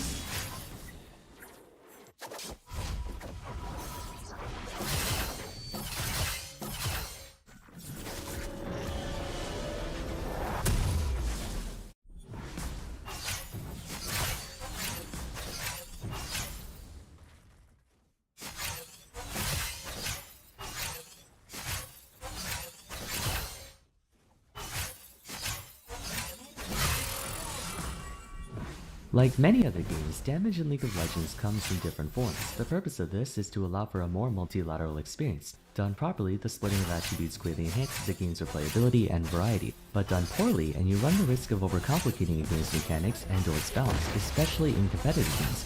So most of the time, any title with more than one form of damage tends to break it into physical and magic, as is the case in League. Alongside that is a third form of damage called true damage. True to its name, it's damage that completely ignores the target's armor and magic resist, promising a set amount upon successfully landing. Early on, there weren't that many champions with the ability to deal true damage. I believe the first recorded instances were Cho'Gath, Master Yi, Corki, Twitch, and that's about it. Well, it was new, but Consume couldn't be used against champions back then. Only 10% of the original 40 champions had true damage. If we fast forward to now, there's 162 playable champions as of Casante's release, and if we go through the current list of champions with true damage, 32 of them have some semblance of a genetic kit. Although in terms of tactical true damage, that number goes down to 28 since the list also includes stuff like Samira's Taunt, which does 1 true damage. Anyways, 28 out of 163 comes out to about 17%. But not only is the number of champions with true damage rising, but sources of true damage as well. Having talked about other pervasive mechanics like stealth, untargetability, mobility, healing, and shielding, I figure now is a good time to discuss true damage, as many of you responded to my community post on what feature you think was the worst thing ever implemented. So for today, let's discuss why true damage is out of control in League of Legends. As mentioned at the start, what distinguishes true damage from physical and magic is that there's no way the target can mitigate that damage, bypassing armor and magic resist to deal the exact amount of damage it was meant to do. If the attack does 300 damage, it will do 300 damage no matter what. True damage also ignores any form of damage mitigation such as Alistar's ultimate or damage reduction like exhaust. Moreover, it also ignores any form of damage amplification from sources like press the attack as well, so it works both ways. The only way for you to quote-unquote counter true damage is to stack health instead of armor or MR. Certain abilities are also able to nullify true damage like Pantheon's Aegis Assault or anything that can block attacks or abilities like Spell Shields or Jax's Counter-Strike. It's pretty much infinitely superior to physical and magic damage in just about every situation. It's not just champions who possess true damage though. Certain items, summoner spells, Indian buffs, and even runes can give any champion the ability to deal true damage. Probably the most notable one is the summoner spell Ignite, increasing a champion's kill power by dealing true damage over time while reducing enemy healing for the duration. Historically, true damage wasn't a common thing. Even within the champions that had them, their role was nowhere near as significant as it is today. For instance, Corki's old passive would cause his autos to deal 10% bonus true damage. Perhaps over the course of a game it would add up, but in a single fight it wasn't that much to worry about. Others like Twitch were kind of inconsequential. Deadly Venom's poison damage would only go up to 30 per second at level 17, and he would have to strike you 5 times to get that much. Anyone who possessed a significant amount of true damage didn't exactly garner a reputation for it. Olaf's reckless swing is a vital aspect of his gameplay, but for an ability of its type, there were plenty others that didn't do true damage that were far scarier. Up until I would say around 2014, Riot maintained their stance on true damage being a special thing and one that's not liberally distributed. 2014 was a watershed year, where champions ever since would be given increasingly more innovative designs, and with that came a penchant for attaching true damage to not just champions, but everything. The first moment of controversy surrounding true damage was when Fiora got reworked in 2013, gaining a new passive that allowed her to deal % max health true damage to a target when struck from a set cardinal direction, and it wasn't a standalone ability like Olaf, nor was it a major finishing blow like Darius. True damage of that quantity would comprise the bulk of Fiora's entire gameplay. As for new champions, Camille was released in Preseason 7, bringing with her one of the most iconic and memed-on abilities to this day, Precision Protocol, a basic attack empowerment that did bonus physical damage and granted a movement speed buff. She could then recast the ability for free within the next 3.5 seconds with the same effect, but if she waits at least 1.5 seconds before doing so, the bonus damage is doubled, and a portion of that gets converted into true damage, doing full true damage at level 16 onwards. Since Camille's Q modified her existing damage, that also makes this one of the few true damage abilities that can be amplified in power outside of its internal scaling. That includes stuff like Spellblade, Crusty Attack, on-hit effects, and whatnot, being applied as physical damage but calculated as true damage. Precision Protocol became notorious for essentially being Cho'Gath's ult on a basic ability.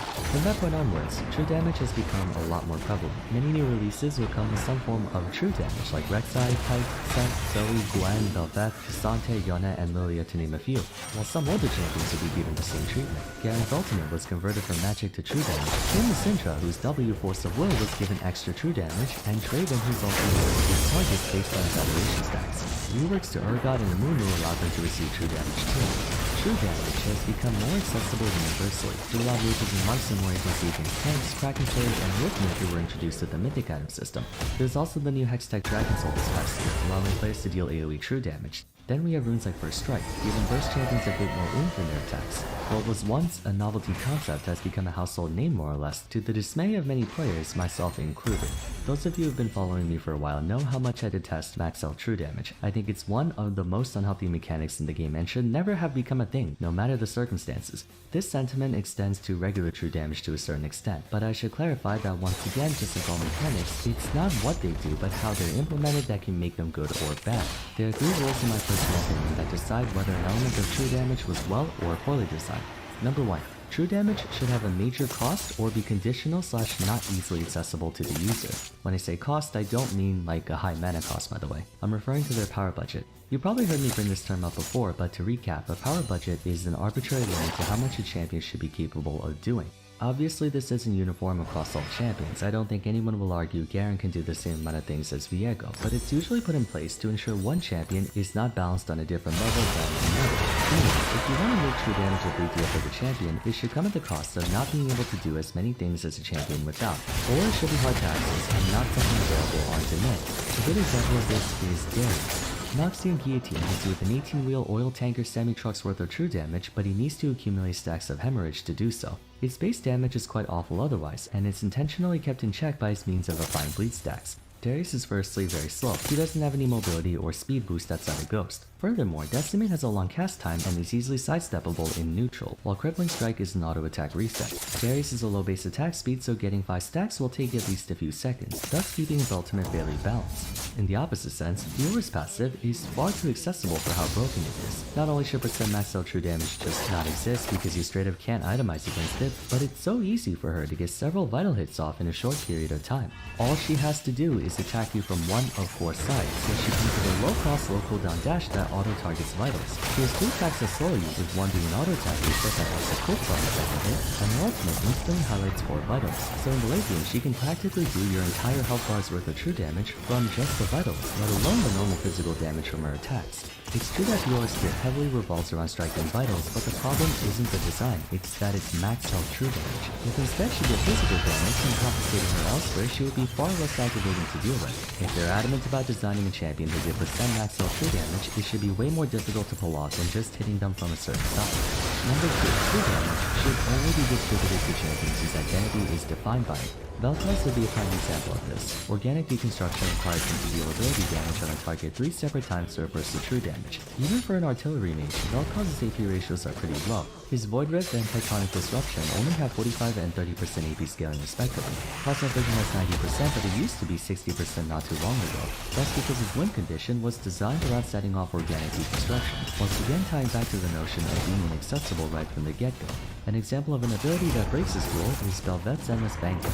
Her ultimate has a passive that deals bonus true damage every other hit, stacking infinitely so long as she attacks the same target. She just does true damage for free, along with all her other stuff. And no, don't tell me it's balanced by having more numbers. Bel'Veth has no attack speed cap and her Q can apply on-hit effects up to 5 times, so she does a lot more true damage than you think. The point is, it's just there for the sake of being there. Now before you go off on me in the comments, I'm fully aware of why this is here. As part of their narrative background, Void Champions are known for doing true damage. Cho'Gath, Kog'Maw, Rek'Sai, Vel'Koz, I get it. But in-game, there's no rhyme or reason for this to be in her kit. Like Fiora, her ultimate passive could have just done bonus physical damage and it would have been perfectly fine. Number 3. True damage should always follow reduced parameters compared to physical or magic damage. AP items give more ability power than AD items do attack damage on account of AD having more stats that resonate with it, as well as being a stat used for basic attacks. It's also why AP champs tend to have higher AP ratios like 80% plus compared to AD champions who rarely build that high for total AP ratios, only bonus attacks. True damage should be even more reserved in this regard, whether in base damage or scaling. Ironically, Cassandra is a perfect example of this, while in Olaf stand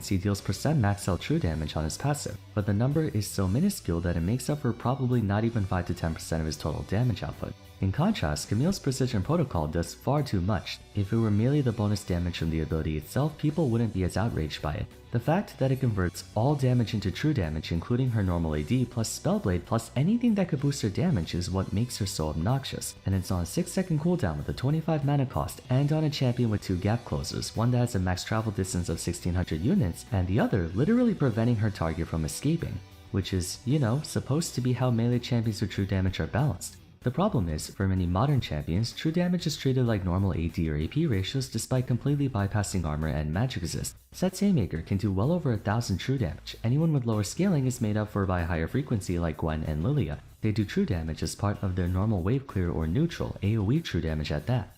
Frankly speaking, even if a champion were to follow these rules very closely, that doesn't always mean they should have true damage to begin with. The issue we're facing right now is that true damage is so widely available that it almost defeats the purpose of having defense to begin with. The past 5 years have been dominated by the one-shot meta. Besides tank supports, there was hardly a reason to play a tank top lane or jungle anymore because you would get hacked to pieces by true damage everywhere. Squishy classes like mages or marksmen stood practically no chance in surviving against assassins and divers. Now, the durability update was the welcome addition to the game, but a few extra points of armor and health don't suddenly fix how many champions have true damage and how many global sources there are. Ignite, First Strike, Kraken Slayer, Redemption, Chilling and Challenging Spine, although that's gone as of Preseason 13, Riftmaker, Red Buff, Hextech Soul, Elder Drake, Collector, half of these didn't even exist 5 years ago, and at one point Conqueror even did true damage. The only explanation I can think of is that Riot wants new champions to stand out over old ones. Why does Set do true damage by taking damage? Because that's the only way Riot could think of setting him apart from someone like Trundle. Trundle is the OG tank buster for stealing stats, while Set's the new tank buster who footballs the enemy tank into their team then nukes them for 2000 true damage. What makes Fiora post-rework different from Jax? Fiora destroys everyone, not just auto-attackers. What makes Camille different from Vi? Camille can actually one-shot the AD carry. What makes Gwen different from Diana? Apart from being immune, she does true damage. That to me is what true damage feels like right now. It's just there for the sake of novelty, a lazy attempt at increasing their carry potential instead of finding a more creative way to give them more power. What bothers me is that the argument in defense of these true damage sources is that it takes skill to use them, like how Fiora has to attack from a certain side, or Set needs to aim his W properly. In a vacuum, that's true, except they also have ways to all but guarantee landing that true damage. Set can pull off a Facebreaker stunt to guarantee the sweet spot on Haymaker. Camille can prime her first Q, then hookshot into her target for the second one, or use her ultimate to lock them in place. Pyke can use his ultimate after stunning them. Meanwhile, a well-designed champion like Vel'Koz has to put in work if he wants to get a true damage ult off. He doesn't have an easy win button. And to make matters worse, it's appearing more on champions who really shouldn't have them. True damage was conceived primarily to shut down tanks. That's why most early sources of true damage were on marksmen like Vayne, Twitch, and Corki, or juggernauts like Garen, Olaf, and Darius. Also, alongside the rise of true damage came alternative forms of tank busting. We have runes like Cutdown, items like Lord Dominik's, Cerulda's Grudge, Void Staff, Black Cleaver, and Blade of the Ruined King as an answer for other classes. Fast rushdowns like skirmishers really shouldn't have true damage, nor should divers or assassins. It's simply too easy for them to get on their target of interest. The more I think about it, percent health damage should have been in this discussion too. It feels like nowadays every champion does percent health damage, so itemizing health isn't even worth it anymore. And then you get games where half the enemy team does true damage and the other half does percent health damage, so you're screwed either way. Bottom line, they're being way too lax about who is allowed to have true damage. It should be a treat given to someone every so often, not something to overindulge in, as is the case for every abuse mechanic like dashes. That's all I have to say for today, so if you have any thoughts of your own on true damage, feel free to share them in the comments down below, as well as if you have any ideas on how to rework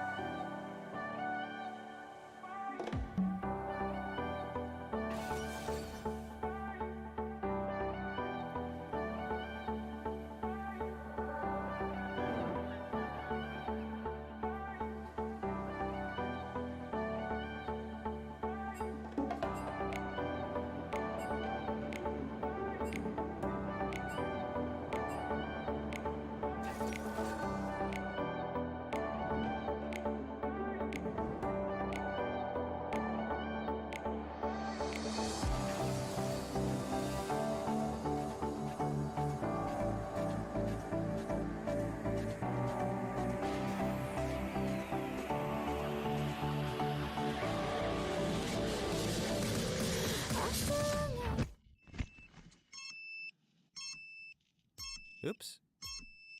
Sorry, I'm still learning. It's the big episode from the Azores Islands. Let's go. Ladies and gentlemen, meet the Azores. An extremely green and isolated place with a unique climate and ecstatic scenery. The Azores are God knows where.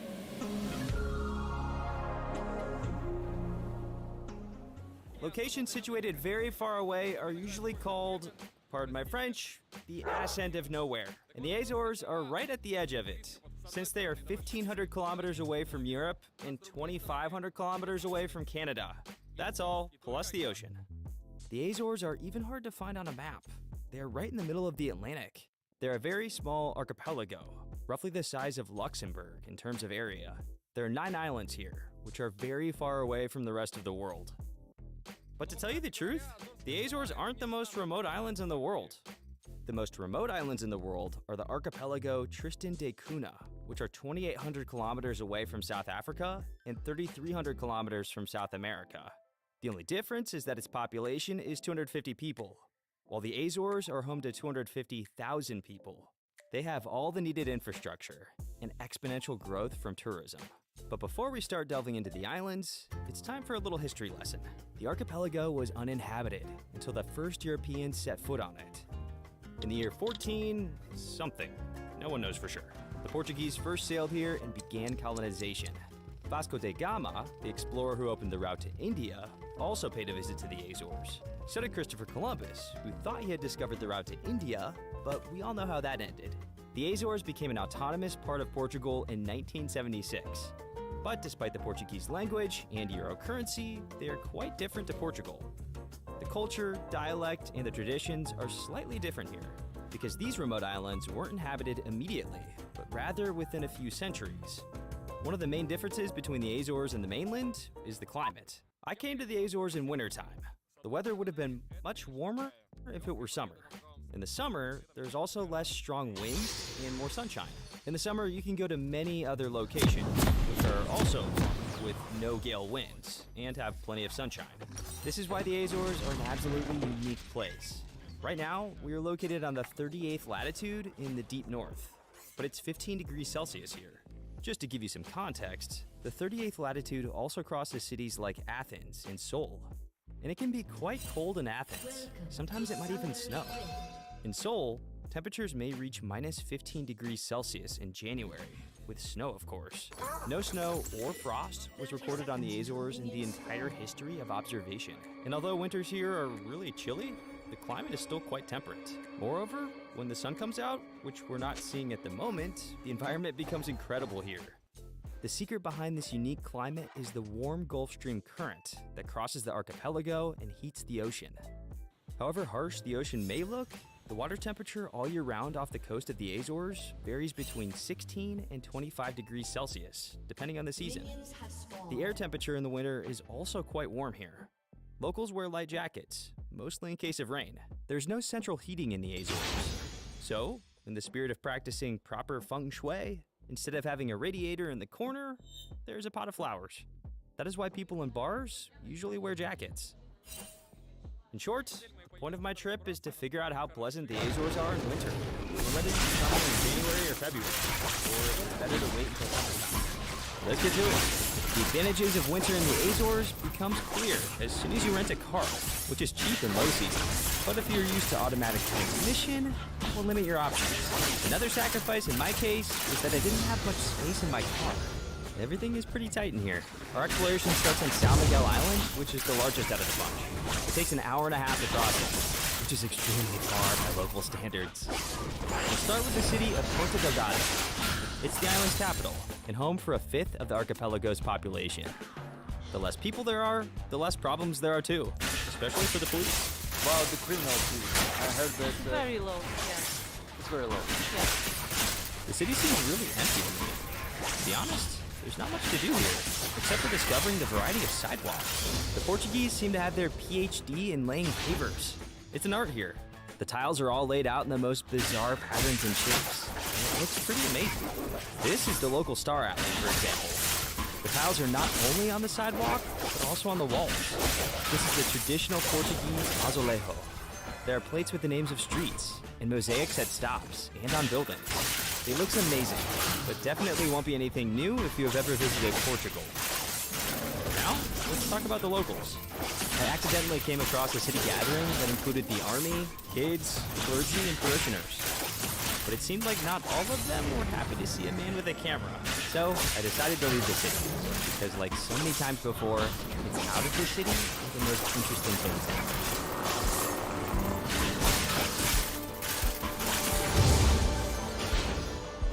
happen. Some roads here resemble park lanes, but it's just normal inner city roads.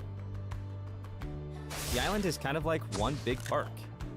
San Miguel's unofficial name is Green Island, which I think is understandable given the scenery.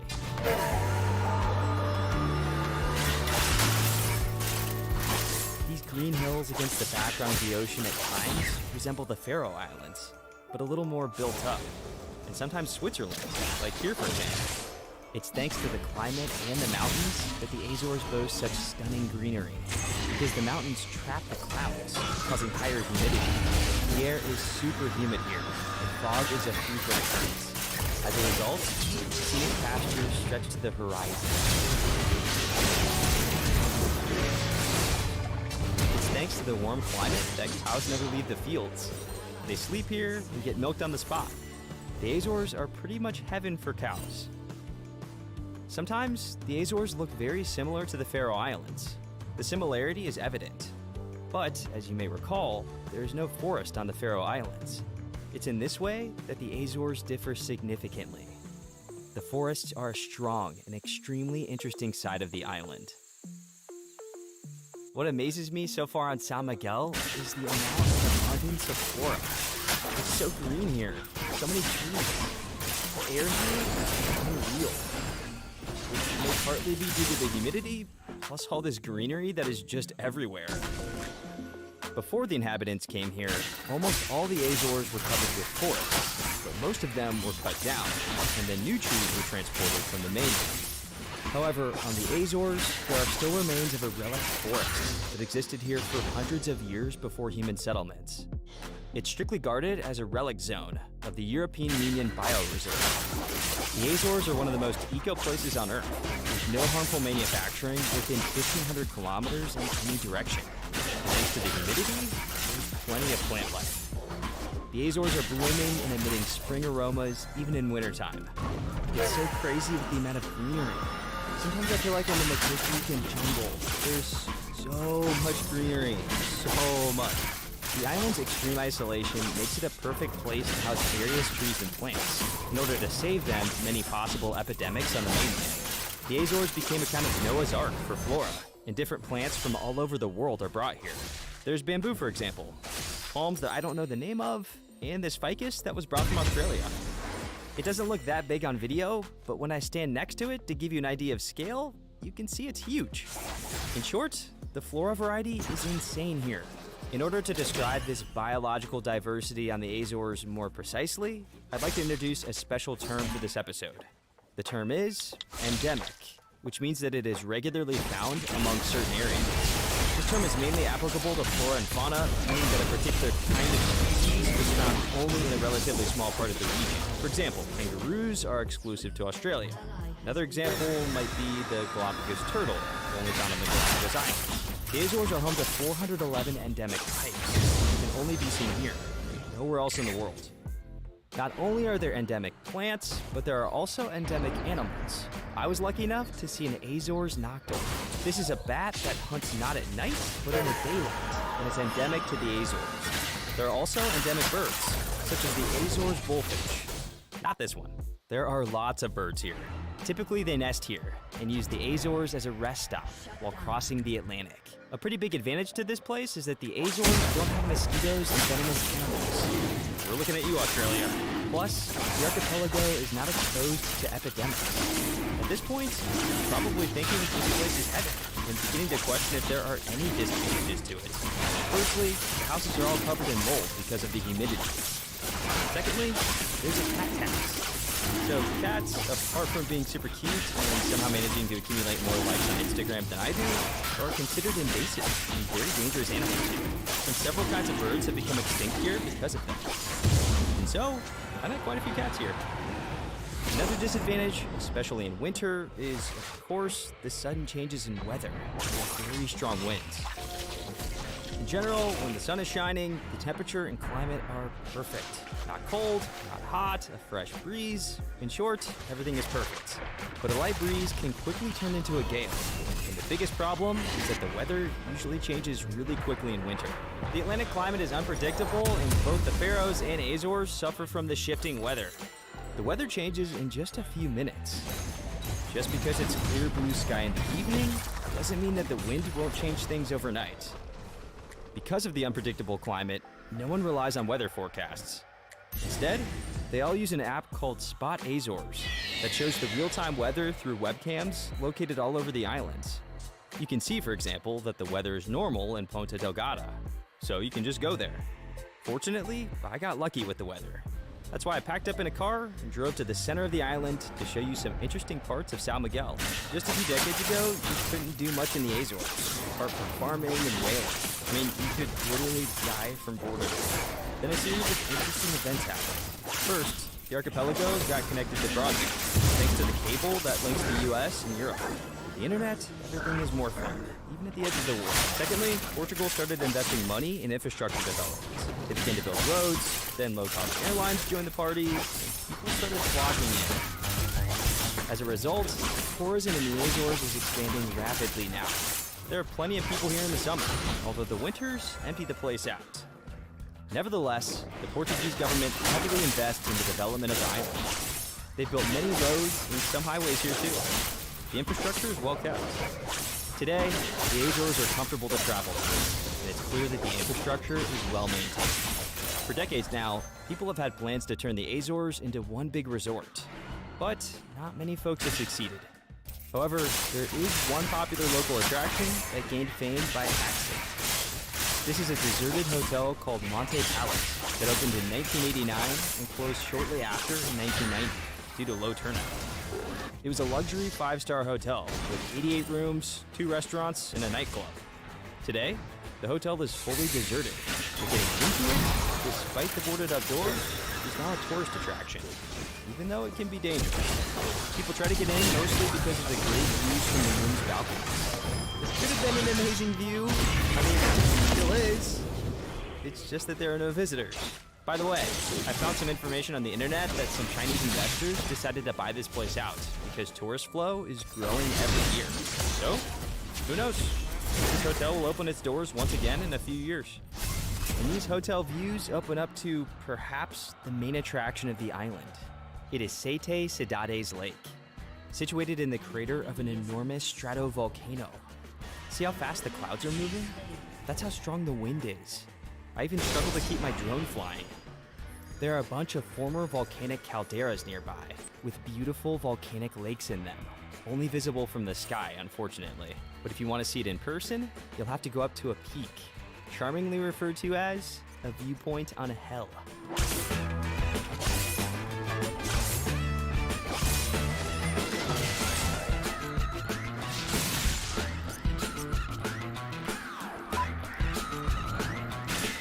Unfortunately, I don't have long flowing hair that would swirl in the wind right now, because the wind is so strong that it's physically hard for me to even face it.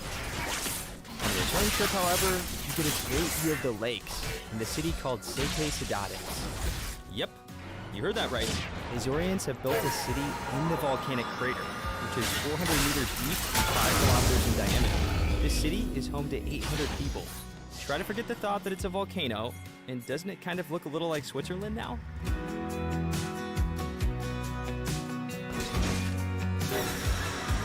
As you've probably picked up on, the locals have learned to benefit from their proximity to the volcanoes.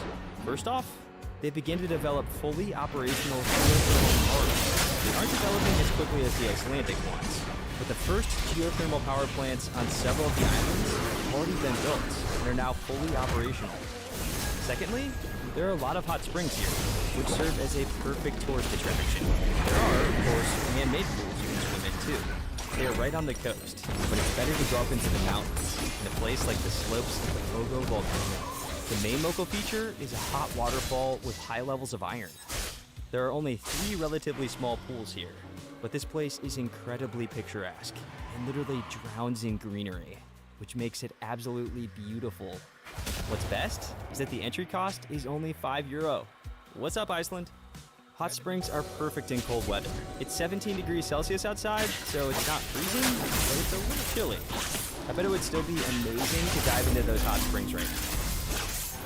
Volcanoes are the main architects on the Azores, which sometimes create unreal masterpieces. I'm pumped to show you one of them.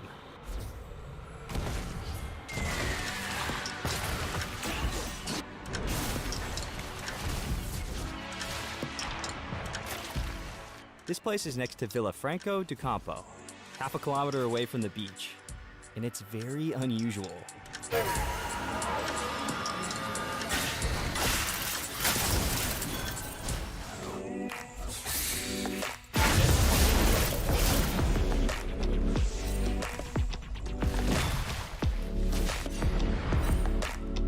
It's an uninhabited volcanic island that formed as a product of underground eruptions. As a result, it acquired a caldera 150 meters in diameter. When you look at it from above, it's hard to believe that it's not man-made, because the circle in the center is nearly perfect. The best part about it is that in the summer, boats run regularly here. Also, this place serves as a natural beach, secluded from the strong ocean waves. Its depth is 20 meters. Lots of things on the island are connected with volcanoes. Most of the beaches have dark sand, and the coastline is full of black volcanic rocks. Hotels, unsurprisingly, also try to market off of them. I stayed at this one for a night, which is called Volcanic House. It is constructed entirely out of volcanic stones. Back to volcanoes for now. They've done quite a bit of damage, which we'll see a little bit later on another island. However, volcanoes are also a reason behind such rich greenery on the Azores. Volcanic soil is full of sulfate, and sulfate is a great fertilizer. Add a lack of winter, and you get a pretty ideal farming environment. I'm gonna talk about farming now. I haven't gone crazy, don't worry. It's just that due to the climate, you can practically grow any kind of fruit here. Pineapples, for example. The Azores are the only place on Earth where pineapples are cultivated in greenhouses. This is what it looks like. Oh, and by the way, pineapples don't grow on palm trees. It looks more like grass. They get exported at an early stage of their growth, since they don't have a long shelf life. Let me share a quick story about how they ended up here. A couple of centuries ago, the Azores were supplying all over Europe with oranges, not pineapples. And as you can imagine, there were lots of plantations here, because the Azores are tiny and Europe is big. Then there was a change in climate. There may have been some kind of disease. In short, all the orange plantations on the island were lost. It brought a great deal of trouble because it takes nearly 10 years for an orange tree to bear fruit. Pineapples, on the other hand, only 2 years. The Azores supply pineapples with the lowest acidity on the planet. Hence, they are quite sweet. But we aren't stopping with pineapples. The Azores are also home to the tea plantation. And as the locals say, it is the only tea plantation in Europe. And it's here, of course, that tea is grown.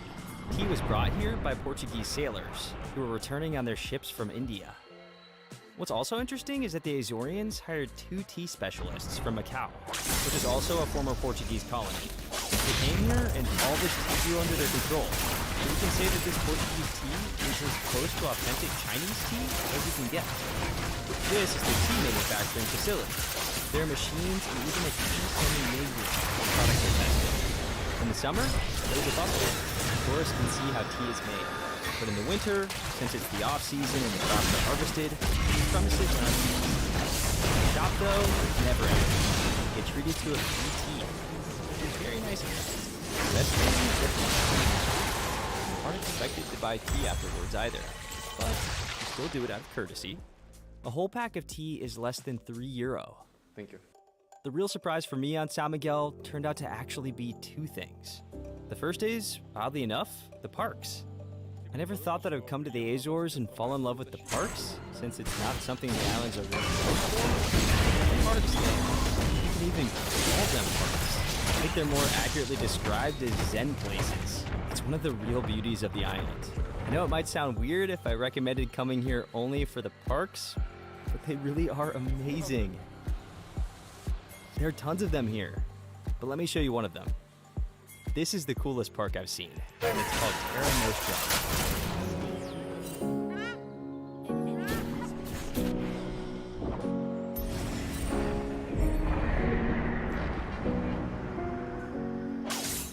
It would almost be a misnomer to call this place a mere park. I was taking a walk here and felt like I was in a park. There were almost no people. There are thousands of plants here, blitzing your eyes with green color.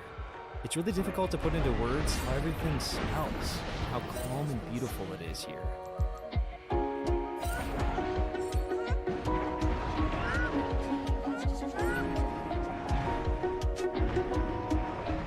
There's a well-known thermal pool in the park that was built more than 200 years ago, and you can swim in it. There are other hot springs too, and many people come specifically for them. But in my opinion, the best thing to do is just walk on these paths and truly rest my soul. Guys, please don't think I've gone old man senile on you overnight. I've never really enjoyed parks this much in my entire life. You should definitely visit them if you're around. The second discovery I made that I wasn't expecting here were the viewpoints. Beautiful views are one of the staples of San Miguel, thanks to the geography of the island. There are tons of cliffs, plenty of ocean, and more. Basically, wherever you look will prove to be beautiful. The locals have set up dozens of viewpoints, which basically come one after another. They are all well equipped. There are barbecue areas with gazebos and equipment including firewood. Basically, it's top notch. I've stopped at almost every viewpoint and have enjoyed every single one.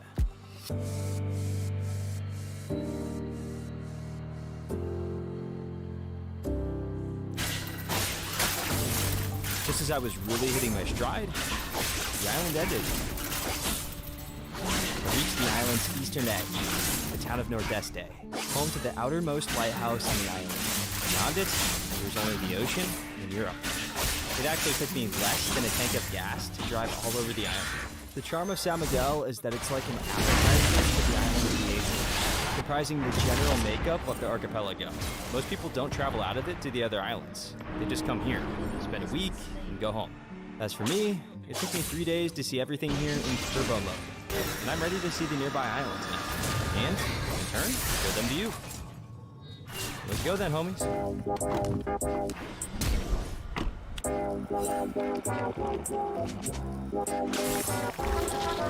There's a ferry line between the islands, but the number of islands it serves is small in the wintertime. So air travel becomes your only option.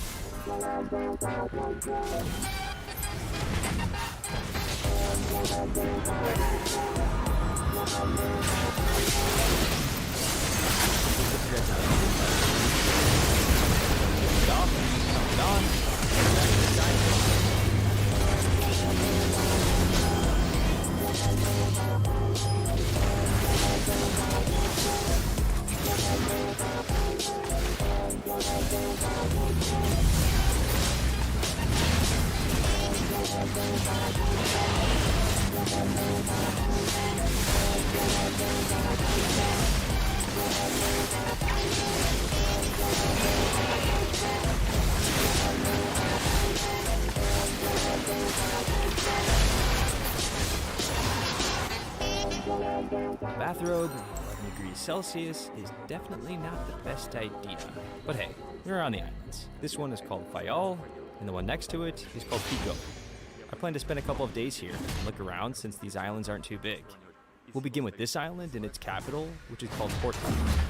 As you may remember, the Azores are located halfway between Europe and America, and the island Fayal, where we are right now, boasts the most comfortable bay among all the islands in the Azores archipelago. It's well protected from big waves, and it used to serve as an airfield for aviation. Planes back in the middle of the last century weren't capable of crossing the Atlantic on one tank of gas, and required a refueling point like Fayal. Today, it's one of the most visited marinas in the world, and a place where yachtsmen meet while crossing the Atlantic. You can store your boat here in wintertime, hide from storms, or just rest for a couple of days. Stock up on food and dry your clothes. During the history of this marina, a couple of unique customs popped up. There's a very cool tradition here in the Horta Marina. The tradition is that every yacht that stops over has to leave a drawing to commemorate its visit. As you can imagine, there have been lots of yachts over the years, so there are countless drawings here.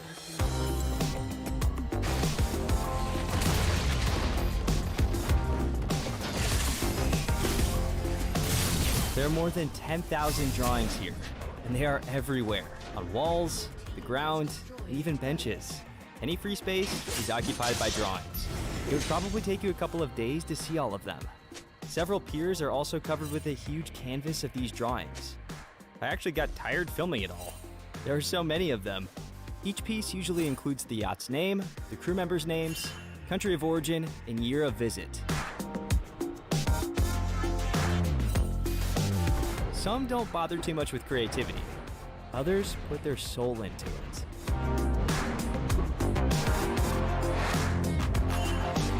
It's actually an amazing ritual that allows you to study the history of this place. Big props to the municipality in that not only do they not ban it, but they strongly support the tradition. Some pieces of art are over 20 years old, and over time, the paint starts to degrade. That's why some of the art gets covered in wax. The best method is to use tiles. Check this out. This one is over 10 years old, but still looks like new. So if, on a whim, you decide to leave art here, tiles will be perfect. And as a word of encouragement, it's supposed to be faithful. Go for it. We're not done with customs yet. Horta is home to probably the most famous yacht cafe in the world that is over 100 years old. It's called Peter's Cafe Sport. Many yachting celebrities have been here. As tradition, everyone who sails in on a yacht has to stop by this cafe. Cafe Sport is not big, but it's the kind of place where you spend the first 15 minutes studying all the artifacts and relics that were gathered throughout the 100 years of the cafe's existence.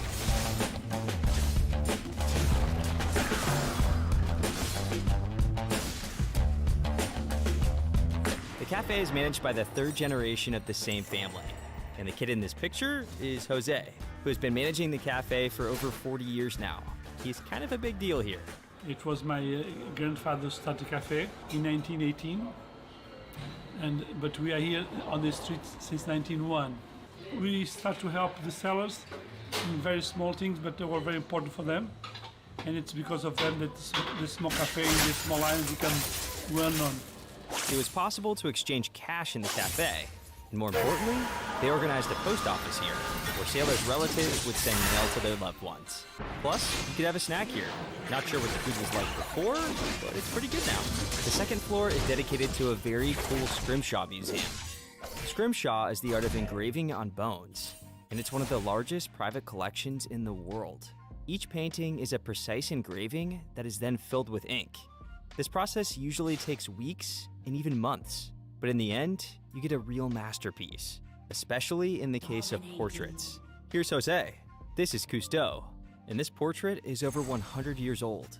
All of these drawings were made on sperm whales' teeth, and since whaling has long since been banned here, this collection will most likely not be updated. The museum is very interesting, and you should definitely pay a visit to this place, and to Peter's Cafe Sport, of course. By the way, I forgot to tell you yesterday that I rented this Fiat Panda for 60 euro here. The best part about it is the built-in phone holder. This is the first time I've seen something like this, which is super convenient because I usually have to carry one with me all the time. And here, it is permanently built into the car. It's perfect for renting cars. Right now, you're probably expecting me to tell you about all the sights of Fayal, but it's kind of tiny, and I didn't even realize how quickly I reached the middle of it. Here's a perk about coming here in the winter for you. All the parking spaces at tourist spots on Fayal are absolutely empty. This is an extremely nice bonus.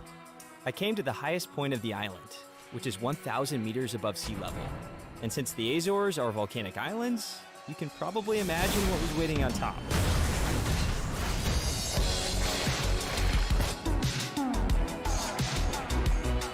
A massive advantage of this caldera is the hiking trail that takes you around the crater. The weather allows, of course. I got very lucky with the weather. First, the clouds parted above Fayal. And then, despite all the bad weather forecasts, the sky cleared up above Pico, which is the island next to Fayal, bearing the peak, usually hidden in thick clouds. A massive advantage of this caldera is the hiking trail that takes you around the crater, if the weather allows, of course. I got very lucky with the weather. First, the clouds parted above Fayal, and then, despite all the bad weather forecasts, the sky cleared up above Pico, which is the island next to There's a hot waterfall with high levels of iron. There are only 3 relatively small, so you can just go there. Fortunately, I got lucky with the weather.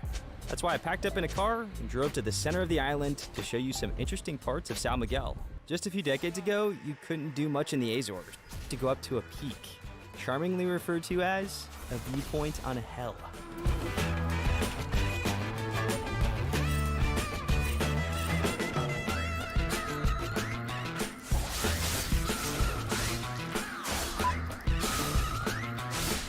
Unfortunately, I don't have long flowing hair that would swirl in the wind right now, because the wind is so strong that it's physically hard for me to even that lasted for over a week. People were very scared. Some of them hid in the nearby villages, and some of them left forever. Stop people from leaving, as they were scared of all the unknowns that the people held.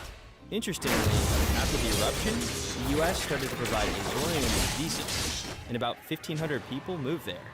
The event formed a large community of Azorians in the US, and now the population of Azorians is much higher than the original number of Azorian immigrants.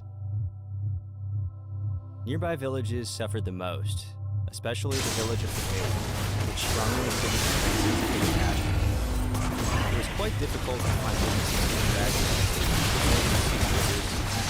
I found some of this that day. Here where I also found a picture of the lighthouse we saw earlier. The eruption was preceded by a number of earthquakes. People were very scared. Some of them hid in the nearby villages. Some of them left forever. Some of which went to America. I was born in the United States. Oh, really? Yeah. And you came back here? Yes, my father don't like to stay there, and I come back. I've been three times in America, but I always live here. But this is a beautiful place. Yes. This is really beautiful. That's why I don't understand. This is a beautiful place indeed. The village never knew. Now serving its home for only 500 years, just 5 times less than in 1957, before the eruption.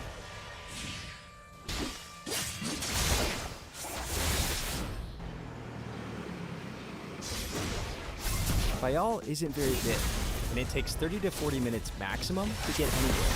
The locals are used to such compactness and see it as a big advantage. Big island, big problem. Small island, small problem. No? Yeah.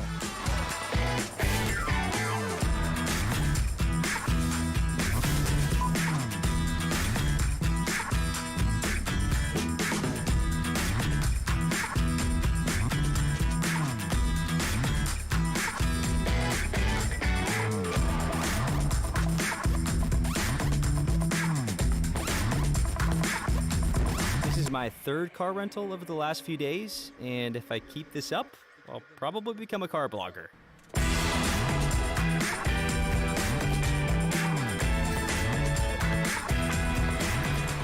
Now let's delve into Pico Island. It doesn't strike you as picturesque at first glance, kind of looking a little apocalyptic instead. The shoreline is full of bare-looking trees, like they're straight out of the Stalker video game. Plus, lots of black volcanic stones. Actually, pretty sad at first glance. But Pico turned out to be an incredibly interesting island. There's a lot of this dark black stone. In fact, the island mainly consists of it, and the locals learned to build houses out of it. And this combination of black and red is pretty stylish if you ask me. Guys, look at this. Book sharing in an ordinary Portuguese village with, I guess, more than 50 houses.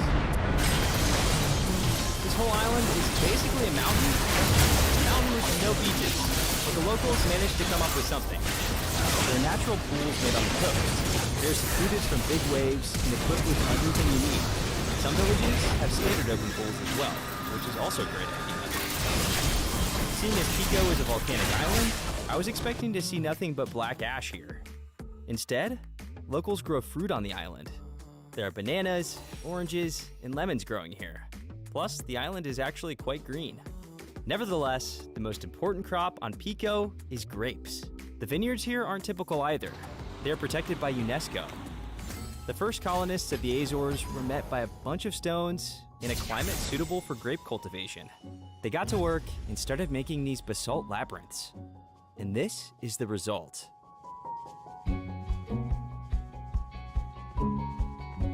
The point of these walls was to protect vines from the strong wind that is so often blowing here. Plus, black stones accumulate heat from the sun, which adds warmth to the vines. Consequently, the Azores became a home for vineyards from the end of the 15th century even to today.